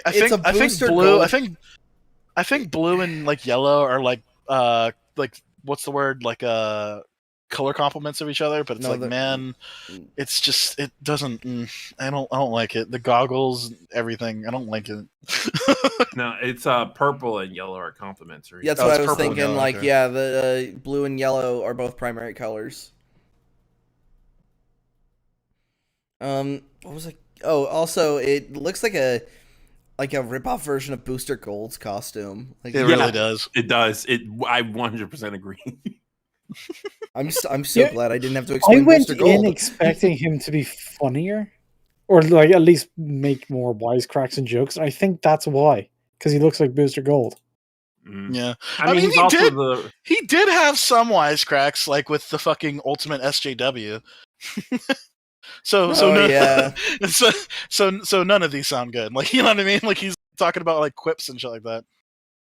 He's also sidekick age, so you expect more quips to be coming out of people of that age. Yeah. And like I said, he's like, yeah, quips are kind of dumb. He sucks about it. So just none of these sound good. I don't know. I thought it was funny. The SJW guy who has a fucking mole army now. He's got what was it? It's I thought your doctorate was in physics. He's like, I got a minor in women's studies and or a minor in African or whatever. African American literature. But enough politics. The something I actually didn't like, and I don't know if this was a play on the superhero cliche, was Monster Girl, because it's I de-age every time I use my power. It's part of my curse, and I'm like, then why are you a superhero? I was going to say, I feel like you'd walk away at a certain age. You'd be like, all right, I'm 10 years old by this point. I kind of just need to live a life again. Well, what happens when you become a toddler and you don't have the brain capacity to be a superhero? Maybe they'll go into why she does what she does, and it could be just a play on the superhero genre as a whole, because there are plenty of people or heroes like Raven who are cursed and they still choose to fight battles, but that just seemed really dumb to me. Yeah, you kind of bring up a good point. It's yeah, why not just take a 2-year break or something? I wonder if because she is still talking like an adult. I wonder if she does still have her age is affected by her brain capacity. Well, I don't know if it is, but she is that person. She's right. Just, her age went backwards. She's still time doesn't stop for her. The thing I was bringing up was when Shady just brought up was what happens when you're a toddler and your brain is a quarter of the size that it is now, and it's already pretty small considering you're 10. So, and also will she have to go through puberty again? It's oh shit. Yeah, that's actually kind of fucked. But that would actually if she's de-aging, eventually she gets to a point where she can't use it because you can only de-age so much. Mm-hmm. And you just this baby crawls out and go and then turns into a monster. Yeah, it does come up later, but yeah. I don't want to give it too much away. But yeah, like they in that universe explore the ramifications of the weird fucking powers they give the characters. Mm-hmm. Whereas other things, they would have the weird shit be just implied, but it would never happen on screen. It'd all just like after the episode, you and your friends are talking like, hang on. If that power works that way, then wouldn't you be able to do X, Y, and Z and then come up with an extremely fucked up situation that nobody would ever want? And all your friends look at you like, yeah, I suppose you could. I was about to say, like, for half of that, like, that's kind of just My Hero Academia in a nutshell. For only, not the fucked up shit, though, but specifically the when this power of certain ramifications, specifically One for All, where it's like, oh, you are using, like, Superman level strength, but your bones are gonna fucking shatter because your body can't handle it. Your body literally can't handle it. Shady, you ever watch My Hero Academia? No, everybody keeps telling me to. I fell out of anime. Fair enough. Because freaking One Piece. That's fair. I would actually recommend it, dude. It's anime really X-Men. good. I need to get back into anime, but it's just hard because One Piece and Naruto combined really ruined anime for me because of the filler. I watched Naruto, the freaking Great Ninja War, and they had a filler arc. And filler arc, it's accepted, it's anime, whatever.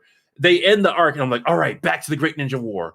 And then they start another filler arc, and I was like, nope, I can't do this because the filler arcs were bad. They were bad filler arcs. I was like, I can't even get this excited. Is late shipped in filler, so this was like when they weren't even trying anymore.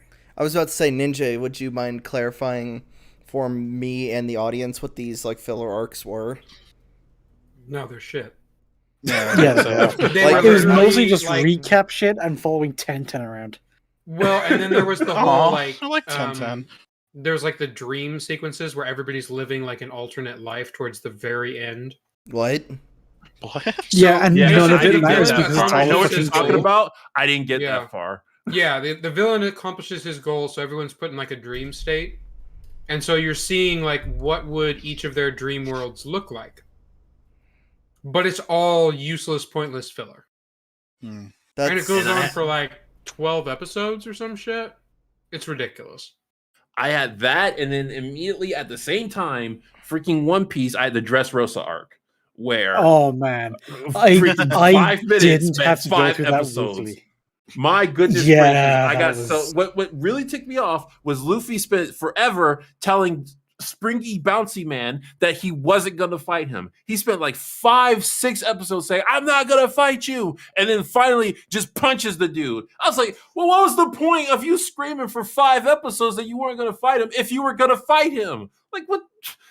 That's how the whole arc went. They would spend 5 episodes trying to do one thing and then finally either do the opposite or do that thing. And I was just like, I can't. Between that and Naruto, I lost interest in so much anime as a whole. That's like fair. One Piece is really, really bad for slowing itself down. I was actually when about it needs to let the manga get ahead. Because most anime, when they adapt them, I think it's like 1.5 to 2 chapters of the anime become 1 episode of a show. Whereas One Piece, it went down to like a chapter per episode. So you're almost watching it on like 1.5 speed just to get through it at a normal pace. To compare it, that whole like Luffy saying, I'm not going to fight you. Max, you probably would know the answer to this. How many episodes was Gohan just standing there watching everybody get the shit kicked out of them by Cell Juniors before he finally went Super Saiyan 2? It's been a while, dude, but I think it was like maybe 2 to 3. Okay, so that's if you that's count. That's not as bad. And like in My Hero Academia's defense, I feel like there's only like 3 episodes of filler throughout 5 seasons. Okay, if we're not counting reintroduction episodes, so season 5, episode 1. Oh, then I guess like the murder episode. That brings it up to like 7 episodes of 113. Yeah, I think you're right. The one thing that actually surprised me was when I first watched not the newer version, but the original version of Hunter x Hunter. because I was just so used to filler. And Hunter x Hunter, the original one, had no filler. And every episode I was salivating because they got so much done in one episode, and then they would leave off on a cliffhanger. And I'm like, oh, I really want to see the next episode. I was like that for every single episode. So much got done. And I was like, who made this? And I found out it was the same person who made Yu Yu Hakusho. I was like, oh, that makes sense, actually. We did some coverage on Hunter x Hunter as well. That show's fucking it was pretty good. Pretty fucking good. Like it was kind of a slog just due to like time limitations and how I just watch TV. But at the end of the day, it was pretty fucking good. Mm-hmm. I was looking at the chat for a split second. What do we all think of Disenchantment? Ninja, you have a very strong opinion on Disenchantment. Oh man. Damn, Ninja. Great talk. All right. Well, while we're waiting for him to get back, I'll just say that it's disappointing. It's like coming from Matt Groening and coming off of Futurama, which I consider really more contemporary than The Simpsons. The sense of humor in those two is just so tight, and then Disenchantment just falls kind of flat. It all feels so weirdly mean-spirited. Well, and they fucked up the characters. Like, which is the number one reason that shows like Simpsons and Futurama lasted as long as they did, because the characters were so good. Mm-hmm. And the characters in Disenchantment were just absolute shit. Like, there's nobody really to root for. There's nobody that you genuinely like. Like, everyone is just shit. Yeah, you can't even really relate to Beanie because she's just kind of just a fucking awful human being. She's a fucking princess, and all she wants to do is party. And it's like, all right. Well, like each character will get moments where they can kind of, where you're like, oh, maybe I might, maybe this character is not a total piece of shit. And then they will follow that up with having that character be an absolute total piece of shit. And you're like, oh, never mind. Yeah, I watched all of season 1 and then I started season 2. I'm like, I'm done. I'm good. Is she an awful human being or an awful human being? Ah! No. Got him, Your Honor. Top tier comedy right here, guys. You're welcome. I'll be here all forever. Shady's just holding out his hand, waiting for us to pay him for that joke. When you put all your stats into charisma, but one point into intelligence. Oh no! Well, the reason I brought up Disenchantment is because somebody said like they can't wait for Shady to do like a character alignment on Disenchantment. They're all evil. I think you had a couple videos on it. You've had evil. Yeah. Are they chaotic or lawful? Chaotic. Or Something would probably be chaotic. They're all chaotic evil or neutral evil.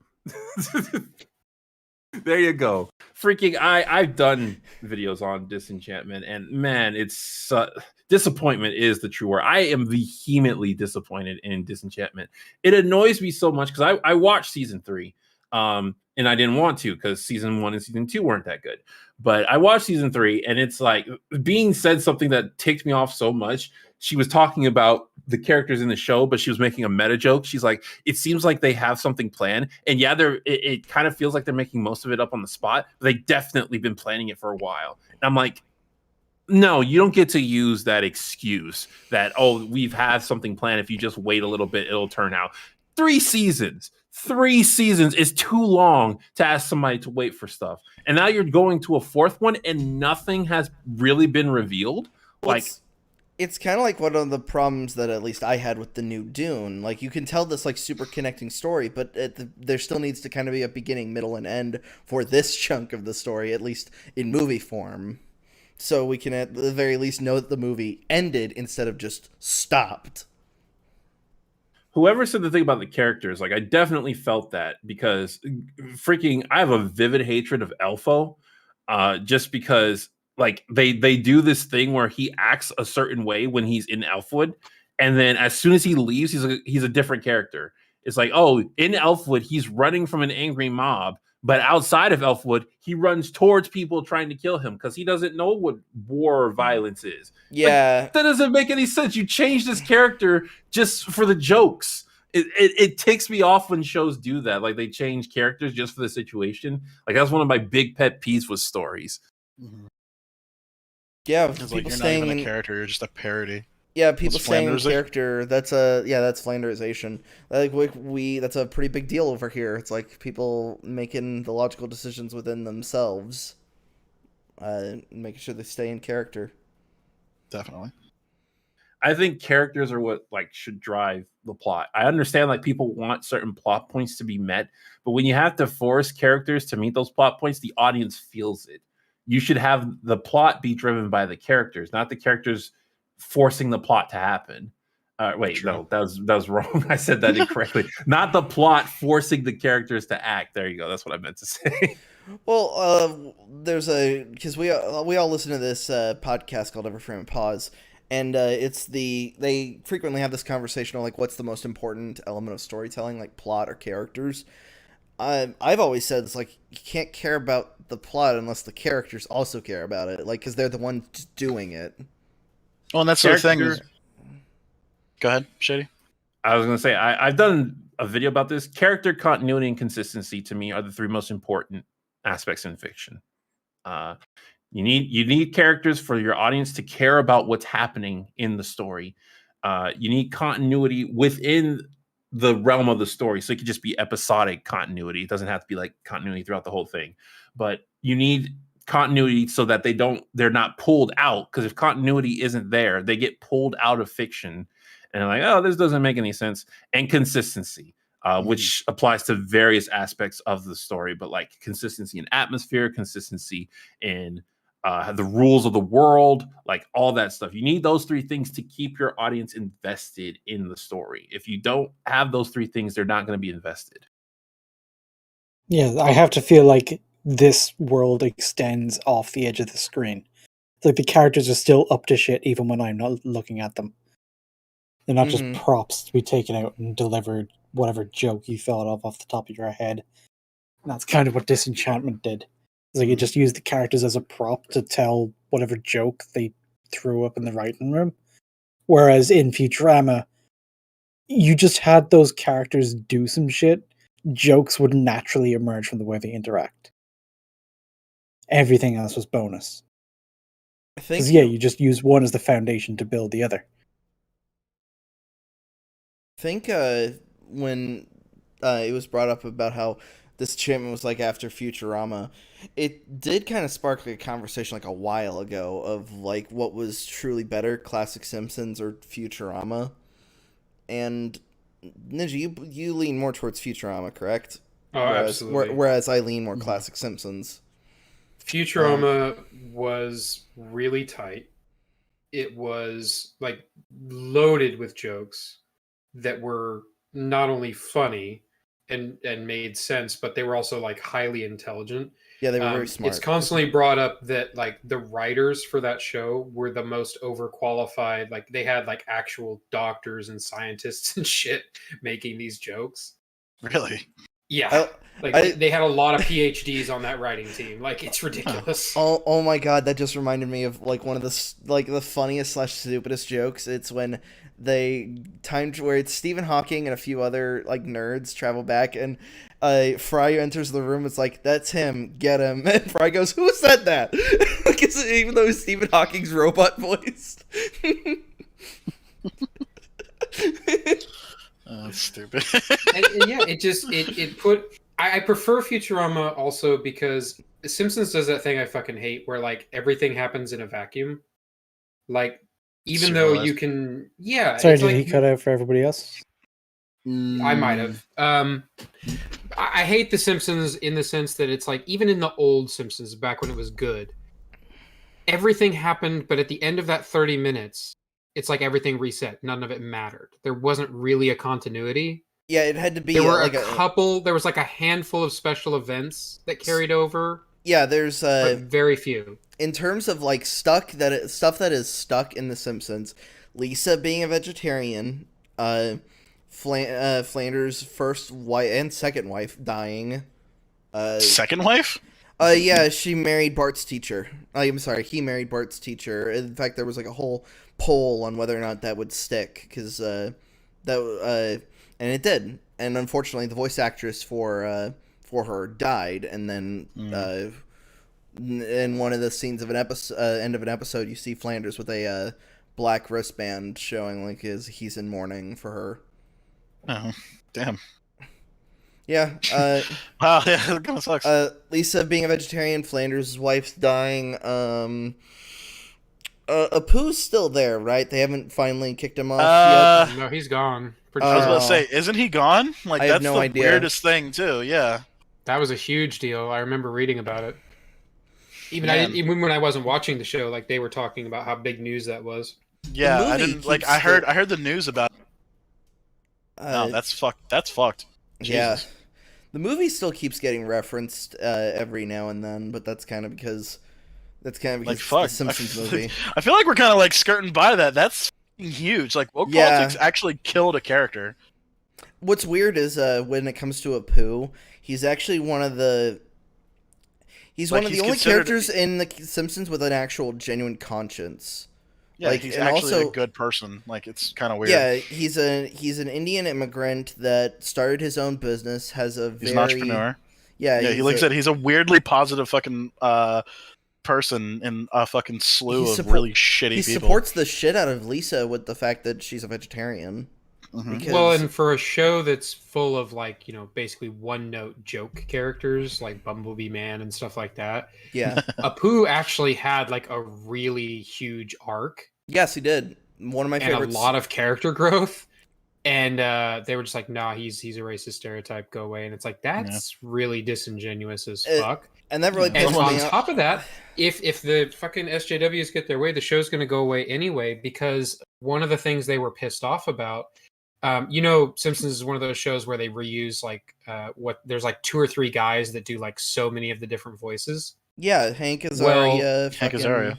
One of the things they're upset about is it's a white guy voicing a character of color. Yeah, they're like, you can't do that anymore. Not in Hollywood, you can't do that. So they're gonna have to find and pay people to voice these characters, and that might be enough to kill the show. That's fucking. Because think about how many people they would have to hire for that. That's actually fucking. How many? Tragic. Okay, hold on. To just like even without counting like one note characters, The Simpsons has a massive fucking roster. Yeah, like, it does. Exactly. All of Bart's it's classroom is like because it's been going on for so long. It has this massive amount of characters that need voices, and it's like if every one of them has to be, appropriate or whatever. It's like, dude, you're gonna kill the show. There's no way. Yeah, that's. Not, and to slightly bring it back to Apu, one of my favorite songs, other than Monorail, of course, is "Who Needs the Quickie Mart," and that song is entirely dedicated to Apu. It's one of the greatest songs in Simpsons history. Yeah, Shady, you mentioned that you didn't really like woke politics. What do you think about all that? I mean, like, fuck, dude. I didn't even realize that. Like they're actually pushing for voice actors now. Like, I mean, most of the things involving woke politics, I pretty much disagree with. Well, do you agree with people voice? Like, do you agree that people should be the color of the voice that they're doing? I think actors, the job of an actor is to be something they're not. Exactly. Yeah. So I think it's ridiculous to ask an actor to not do that. That's their job. Mm-hmm. Double so for including voice actors. Double so for voice actors because we don't fucking see them in the first place. We just hear their voice. Like fuck. Your job. Everybody your job thought as a Apu, voice actor. Yeah, everybody thought Apu was voiced by like an Indian man because it was Hank Azaria who did it, right? Yes, it was Hank Azaria. Yeah, Hank Azaria is Hank Azaria is like one of my favorite voice actors because of like his fucking range. He's got insane ability, and it's actually kind of like I'm actually getting a little mad thinking about like, what he's doing is bad. It's like, fuck you. Yeah, like, you know what I mean? Hank Azaria has played some of the most influential characters in Simpsons history. He's voiced Apu for God knows how long, and then he voiced Frank Grimes, which is one of the most famous episodes of The Simpsons, Homer's Enemy, which most people do say is like one of the final episodes of good Simpsons. Mm-hmm. Well, like I said, it's not even just that; it's just his ability to do the voice. You know what I mean? Like, it shouldn't matter if he can do it properly. and it's well done, that should be the fucking thing. But all these fucking people care about is like, oh, does the color match? And it's like, it's fucking garbage. Your job as a voice actor is to make me believe the character on the screen is saying those lines. If you can do that, I don't care about anything else. I don't care about your skin color. I don't care about your height. I don't care if you're butt itches. You can do that, you're good.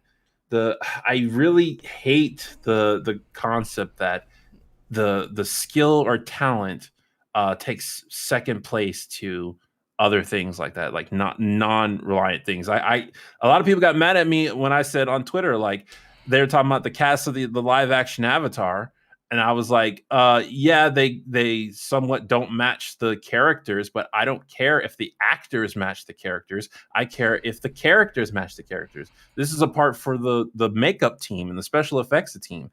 I don't care if the actual actors are the same the same skin color. And I said that before about freaking Fantastic Four. Like I didn't care that in the Fox the original Fox version that Sue Storm was played by a Hispanic woman. The character was still Caucasian, and that's true to the character. I did care when Michael B. Jordan played freaking Johnny Storm, because that made no sense. It was an arbitrary change.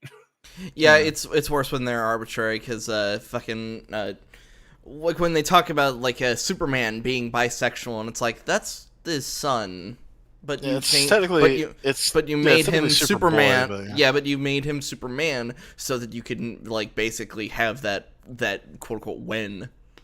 Well, we were talking about My Hero Academia, and I just posted in the thing. It's like, does this count? Like, so does anime need to be stopped because a black man was voiced by a Japanese man? Like, what the fuck? No. Like, where does this? Where I does mean, this you go? should have it so only Japanese people are allowed to voice the characters in both languages. So now they all just have a really thick accent. Yeah, and it's like, wait, and then it's like, because yeah, like I don't want this shit to touch my anime. Get the fuck out of here, you fucking woke pieces of shit. That's the thing. So it's like, you know what I mean? It's like a lot of anime character, like Full Metal Alchemist and like Attack on Titan all take place in Germany, in Europe. So it's like, so are Japanese voice actors not allowed to voice them? Is that like the standard? I forgot. You just reminded me that FMA is almost an allegory for the Industrial Revolution in certain areas. Well, the king is called the Führer. Like, you know what I mean? Like, it's fucking German. Like, you know what I mean? Like, it bothers me. Someone in the chat said, it's good that people are being more culturally conscious, but there's a difference between being sympathetic and being dogmatic. Yeah.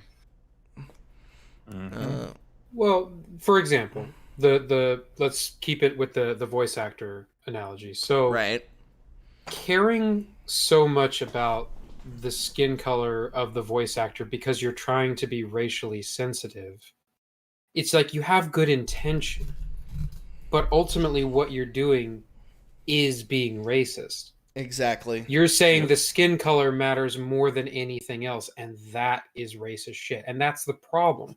A lot of this progressive stuff really did start out with a good intention. And I think that's why there's so many people that buy into it, because they're like, well, yeah, that sounds good. We should be sensitive. We should care about these people. It's like, yes, but now you've just taken it to an absolutely insane degree. Yeah, you've taken it it's the horseshoe effect. Yeah, exactly. Horseshoe. And at this point, people admit to it. That's what the whole anti-racist thing is about. Mm-hmm. It's like being racist, but for the right reasons or to the right person. Mm-hmm. Like, you're not allowed to be racist against white people. It's like, what? Oh, God. Well, I worked with somebody at a fucking Starbucks that was just like reverse racism, because you can't be racist towards white people. I mean, you know what? That's just racism. That's fucking idiot. That's literally the definition of racism. I mean, keeping it in context of the topic, like if I want to make the best voice casted thing I can make, and it just so happens that my show is about black people, but the best voices I could find that I could think of, it just so happens they all happen to be white people. According to their logic, I'm not allowed to make this project. I have to go with the second or third best, specifically because of skin color. It's like talent doesn't matter. And that in turn makes my project worse. And I can't stand that. It's like, no, I don't want to be racist, but I'm looking at the talent first. And if it just so happens that the talent of my cartoon, that my cartoon relies on the talent of white people, if that's just the case, then I should be allowed to do that. But yeah, it's the, what's it called? The racism of lowered expectations. Oh, I know what you're talking about. It's just, like I said, it's just frustrating because it's like who is this for? Get the fuck away! You don't actually care about this shit. Like, it's all like that Gamergate shit. It's like, no, you people don't actually play video games. Fuck off. Like, you know what I mean? Like, people are changing like all sorts of shit for people who don't actually give a fuck about the medium they're trying to change. Well, and that's like, what's really frustrating. It's like, to bring it to a conversation I've had multiple times with the whole Warhammer bullshit. It's like, no, gatekeeping isn't necessarily a bad thing if it means, like, at the very least I'm keeping those fucking people that have changed my thing fundamentally. And now you're just basically... You're in for a rough ride. Because Games Workshop themselves have already bought into it, so it's coming. I know, and that's why this hurts so much. That's why when TTS was finally canceled, especially during what is actually a really good arc right now, and it's like, fuck all. You just want to push your own streaming service, and it's like, fuck you. And not to get caught too much in the leads, but Games Workshop's kind of a fucking shitty company. Like, all the shit they've been doing to fucking creators and shit like that. Like, that shit's fucking disgusting. Like, it's actually fucking bad. Yeah, and then there's the thing I always laughed with Slur about, which was that person that went like, you weren't gonna buy minis anyway, so why do you care? And I went to that person, it's like, irrelevant, because I got so shady. For context, do you know what we're talking about? No, I was gonna weigh in on the game thing though. Go ahead. Yeah, go for it. I was gonna say with the whole game thing, it tends to target audiences that are super against gatekeeping, like if the freaking D&D audience. It's like, you come up and you want to play D&D. There's a 99.99% chance the person you talk to is gonna be like, sure, I'll help you make a character sheet. Let's go. Let's do it. And like, be enthusiastic. That's how gamers were too. That's how a lot of these things, they attack these audiences that are super open, and then suddenly want to change the rules and then say, no, you're not open. It's you discriminate against this particular group. And it's like, no, you came in and tried to change things. We were perfectly fine with you coming in, and I'm giving the speech that's been given by 1.5 million nerds around the world. But I'm just so tired of seeing this. It's like, people just want to be left alone to do their thing, but other people want to come into it and change it. It's like, literally, hobbies aren't for everyone.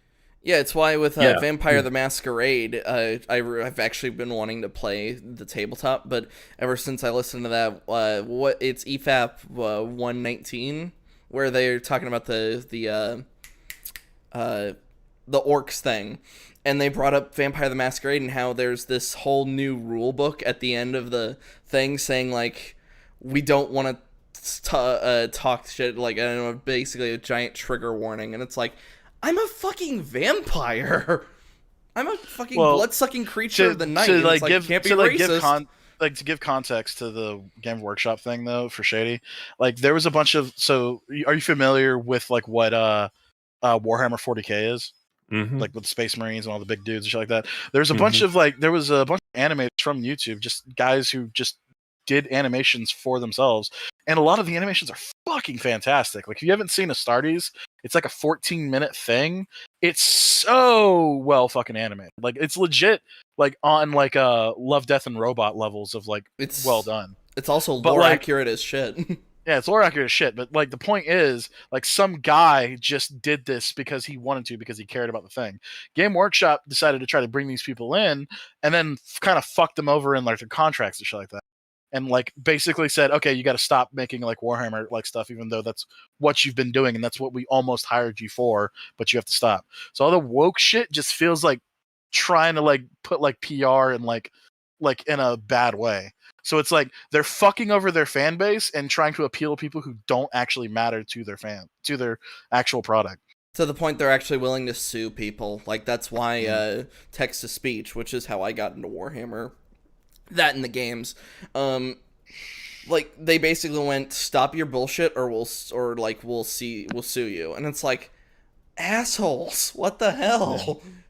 So yeah, like I said, so go on this rant of fucking stupid woke politics, but like for anyone who's not in the know, this is why this is bothering, because it's like all of the shit we love is being changed for people who don't actually fucking care. And will leave once it's changed. Yeah, that's the Yeah, worst part. and It's then like, you're gonna kick out all your fans, and then all the people you gone. Yeah, and then hearing the whole, like, it just wasn't made for you. Like, we heard that with Star Wars constantly. It just isn't for you anymore. And it's like, I was already here! Yeah. It's like you go to your favorite restaurant, like, every day. It's like, yeah, I love this place, and everybody knows me. And then one day you go in, and you get, like, you get a burger like, you really no. love. Yeah, you get your favorite fucking meal, and it's just a fucking massive piece of shit. And you're like, what? And it's like, well, this restaurant's not for you anymore. It's like, it's like, excuse you, what? What? We've modernized our noodle. Yeah, exactly, and that's kind of the thing is, it's like everyone's like, oh, aren't you so happy that like because video games used to be kind of a hobby that you had to almost be like ashamed of. Like you didn't really go around telling everybody, oh yeah, I play games and I read comic books and stuff. Being a nerd wasn't cool.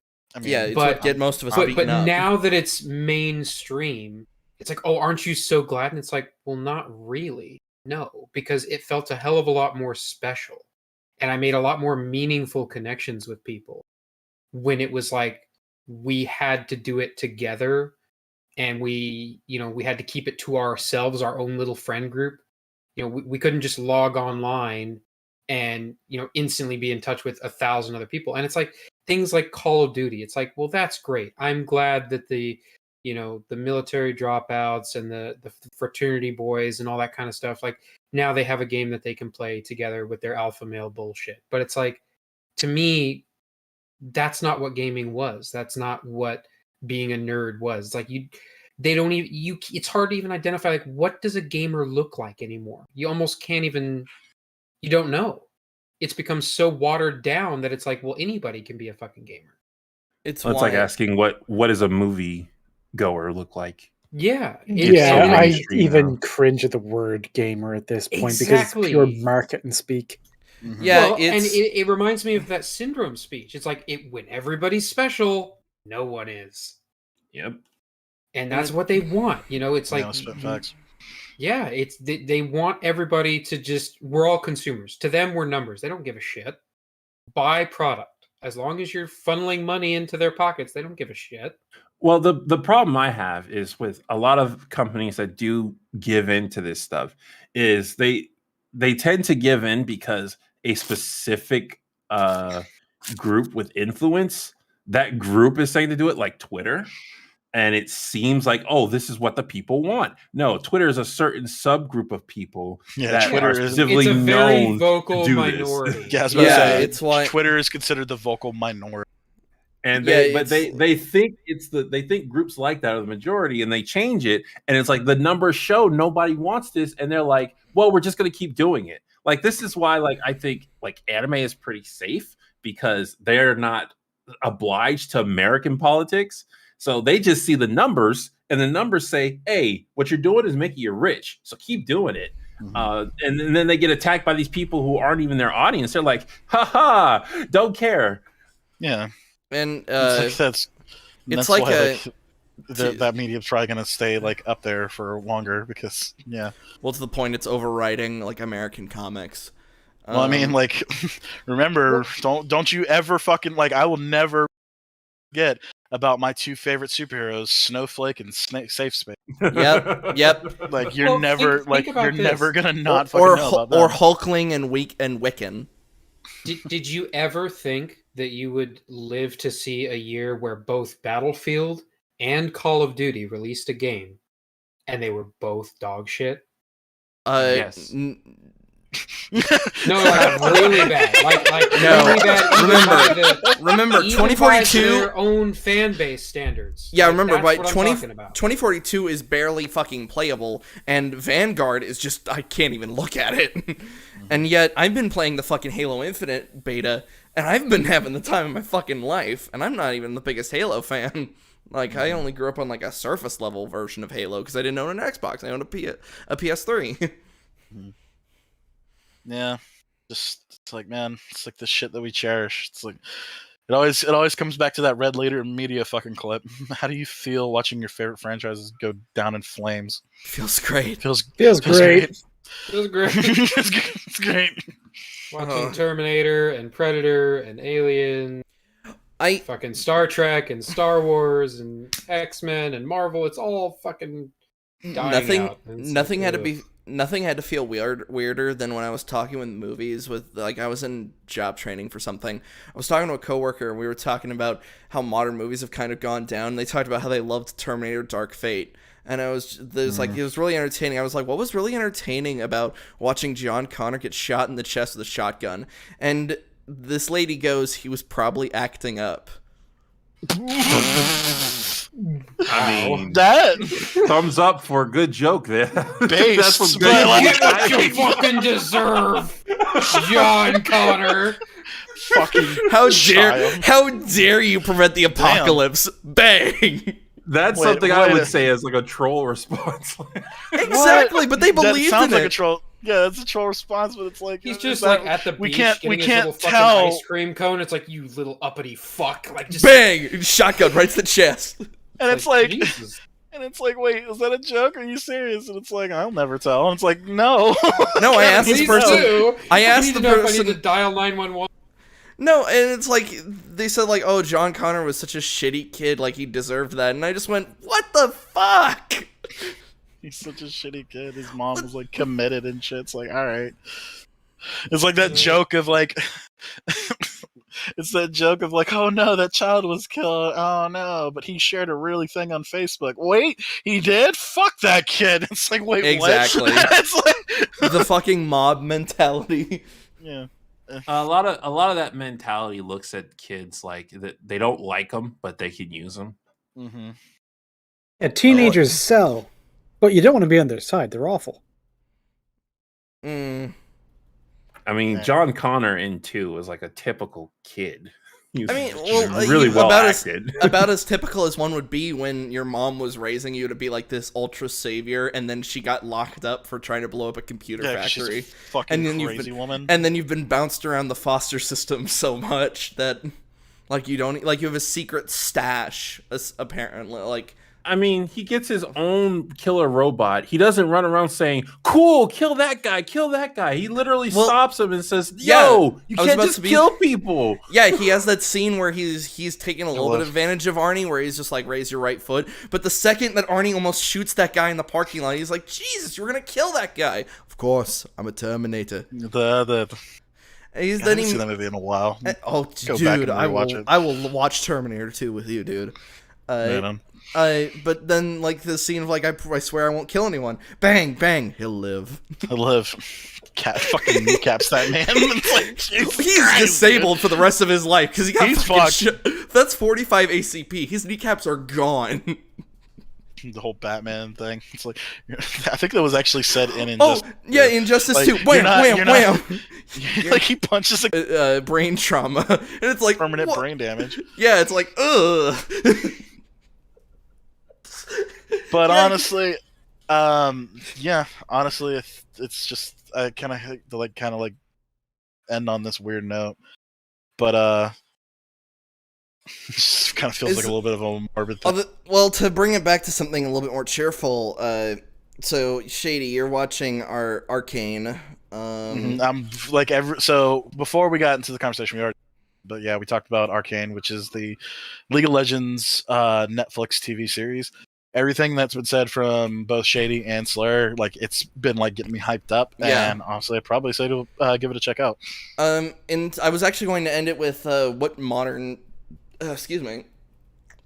stuff are we all watching animation wise?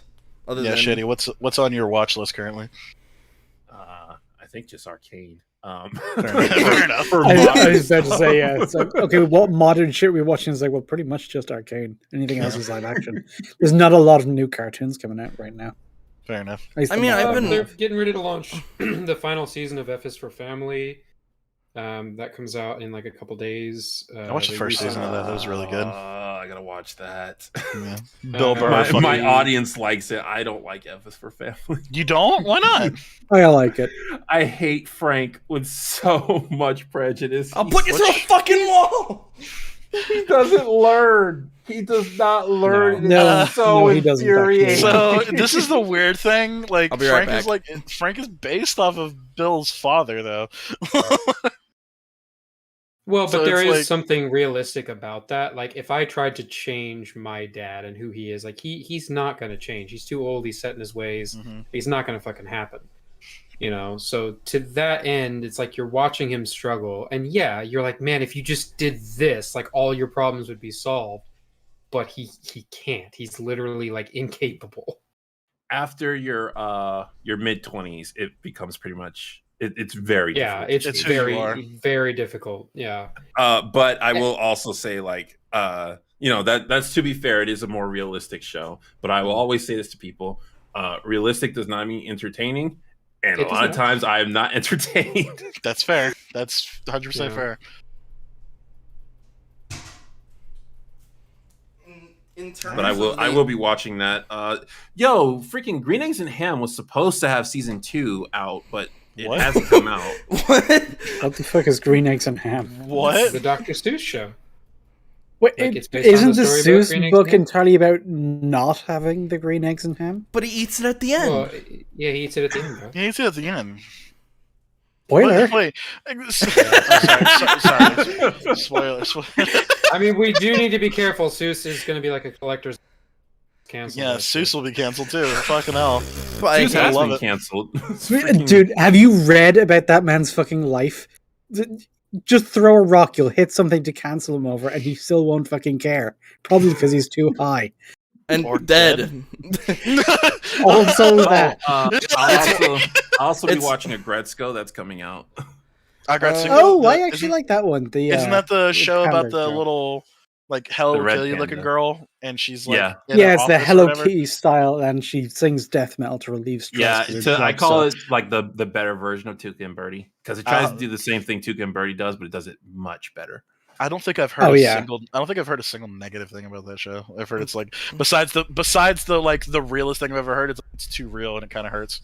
If you'll check out my channel, I have something negative to say about it. But oh, really? I think overall it's like A+ material. It was just something happened in the last season that I didn't particularly like. But fair enough. A lot of my audience members throw at me the realistic argument. It's realistic, so that makes it fine. And I'm like, yeah, but to some people that's like it's too real. I don't like it. So to me, it's like the complaint I have is a character does something bad, and people say that bad thing is realistic, and I'm like, yes, but the show is saying it's a good thing. So I don't like that. I'm trying to remember what the fuck happens in Agritsuko. I don't remember anything controversial about the show. Shit. So I don't think it. Sorry, go ahead. No, you're fine. I was almost about to clarify something, but you go ahead. I was saying I don't think anybody really considers it controversial, but it is interesting because one of the big things about it is one thing I preach on my channel all the time, which is empathy. Like, it actually has sexist characters, and it treats them like they're human. Like, it explains like why they think the way they do. Whoa! You're telling me this show has bad? It has a literal sexist pig. We're gonna have to. Her boss is a literal sexist pig. We're gonna have to cancel. We're gonna have to cancel the show. Sorry. The entire show treats him like he's one of the wisest characters on the show because it's like there's more to people than just the faults you see. It teaches the main he's an character how to asshole, handle but he's people. also he's your shitty boss might be shitty, but they're also someone who's been in this business for a long fucking time, and there's value there. Wow, look at that. So the thing I say that I'm like joking because like there's a character in My Hero Academia who also like is a fucking terrible piece of shit, and the show doesn't not treat him like that, and he's literally doing everything in his power to like make up for how bad he was. Oh but like yeah, people are like exactly what you're talking about. People are saying like, oh, he was fucking awful and he should never fucking get a thing. It's like, yeah, the show knows that, and the show also kind of fucking doesn't allow him to just get away with it. Oh like, yeah, there's major consequences of like the fact of the kids like, were all separated and all that stuff, so they're only just. I don't want to get too. But yeah, and it's like the character realizes how fucking awful he was, and it's like I said, it's actually really cool because it's a fucking like it's an actual person like dealing with shit. Yeah, I try to get people to watch it, Gresco, because a lot of people like to sing the praises of Tuca and Birdie because it talks about, the female perspective. And I actually did a video where I was like, hey, they say they want to have a conversation, but they just treat people who disagree with them like evil people. And I got a lot of flack for that, which you can't see now because you can't see my dislikes. But thanks, YouTube. Oh, but you'll know by the amount of people who comment. Hold on, no, you can still see your dislikes. It's just you gotta go in the studio. Yeah. Well, I was about to say it's meant for your mental health, despite the fact that you can still see your dislikes. But whatever. Like, God damn, YouTube, read the fucking room. But yeah, Gretzko does it much better, where they're like, "Oh, look at this awful person," and then later they're like, well, yeah, what he did was bad, but here's why he thinks that way. Here's why it works that way. For the entire show, I think is like brilliant. It's really down to earth, and also over the top, like comedy wise. So it's an interesting mixed bag. But yeah, that comes out next month. Cool. So the thing I was trying to more talk about was when I was saying cartoons, I accidentally forgot to add the caveat. I was talking about like kids stuff, and then I realized like just none of us are really watching that kind of. It's like I think the most like the young generation like cartoon stuff I've watched recently was like Hilda, and I don't even know if you guys even know what that is. No. I do. I only watched the first episode. A lot of people are telling me to review like Owl House. Yeah, Owl House is on this list. I wasn't sure if because when I was looking at a list of like current animated stuff, it was like pointing like Bob's Burgers, Animaniacs, Close Enough, and I'm like, these are these are not kids stuff. Like Close Enough. I am watching Animaniacs. Well, cartoon doesn't mean kids. Right. It doesn't mean that anymore. Hell, we just talked about talked about Invincible. Well, Close Enough. Close Enough is just a regular show, but without like the quote unquote kid gloves that regular show was. You mean like the original regular show?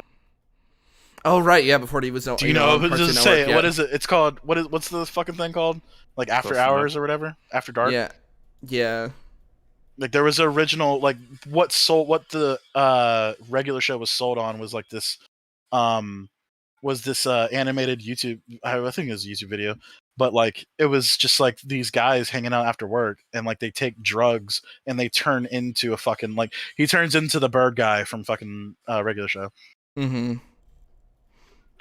Little fun fact about me: I hated regular show when it first came out. Fair enough. I couldn't get into it. It was like everything weird. About it was something I should like because it's just weird, goofy stoner humor. But yeah, I hated the protagonists. I hated Rigby and Mordecai. I was gonna say you're not supposed to be 100% on Mordecai and Rigby's side, because they're most of the time just trying to get out of doing work.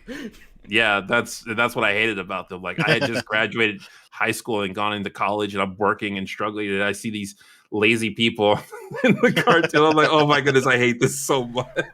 Meanwhile, there was me. It's like how can I do my job that makes it look like I'm working, but I'm actually just sleeping. Good shit.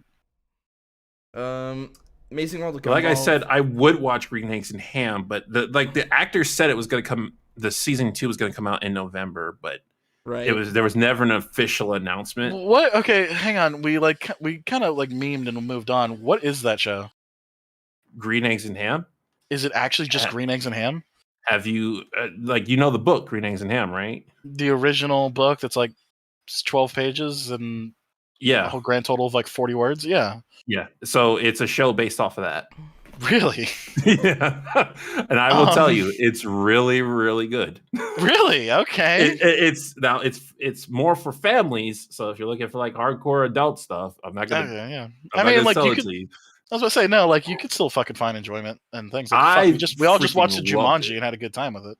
Also, if you're just a fan of animation, just animation in general, just watch it because it is gorgeous. It is a beautiful show. My goodness gracious.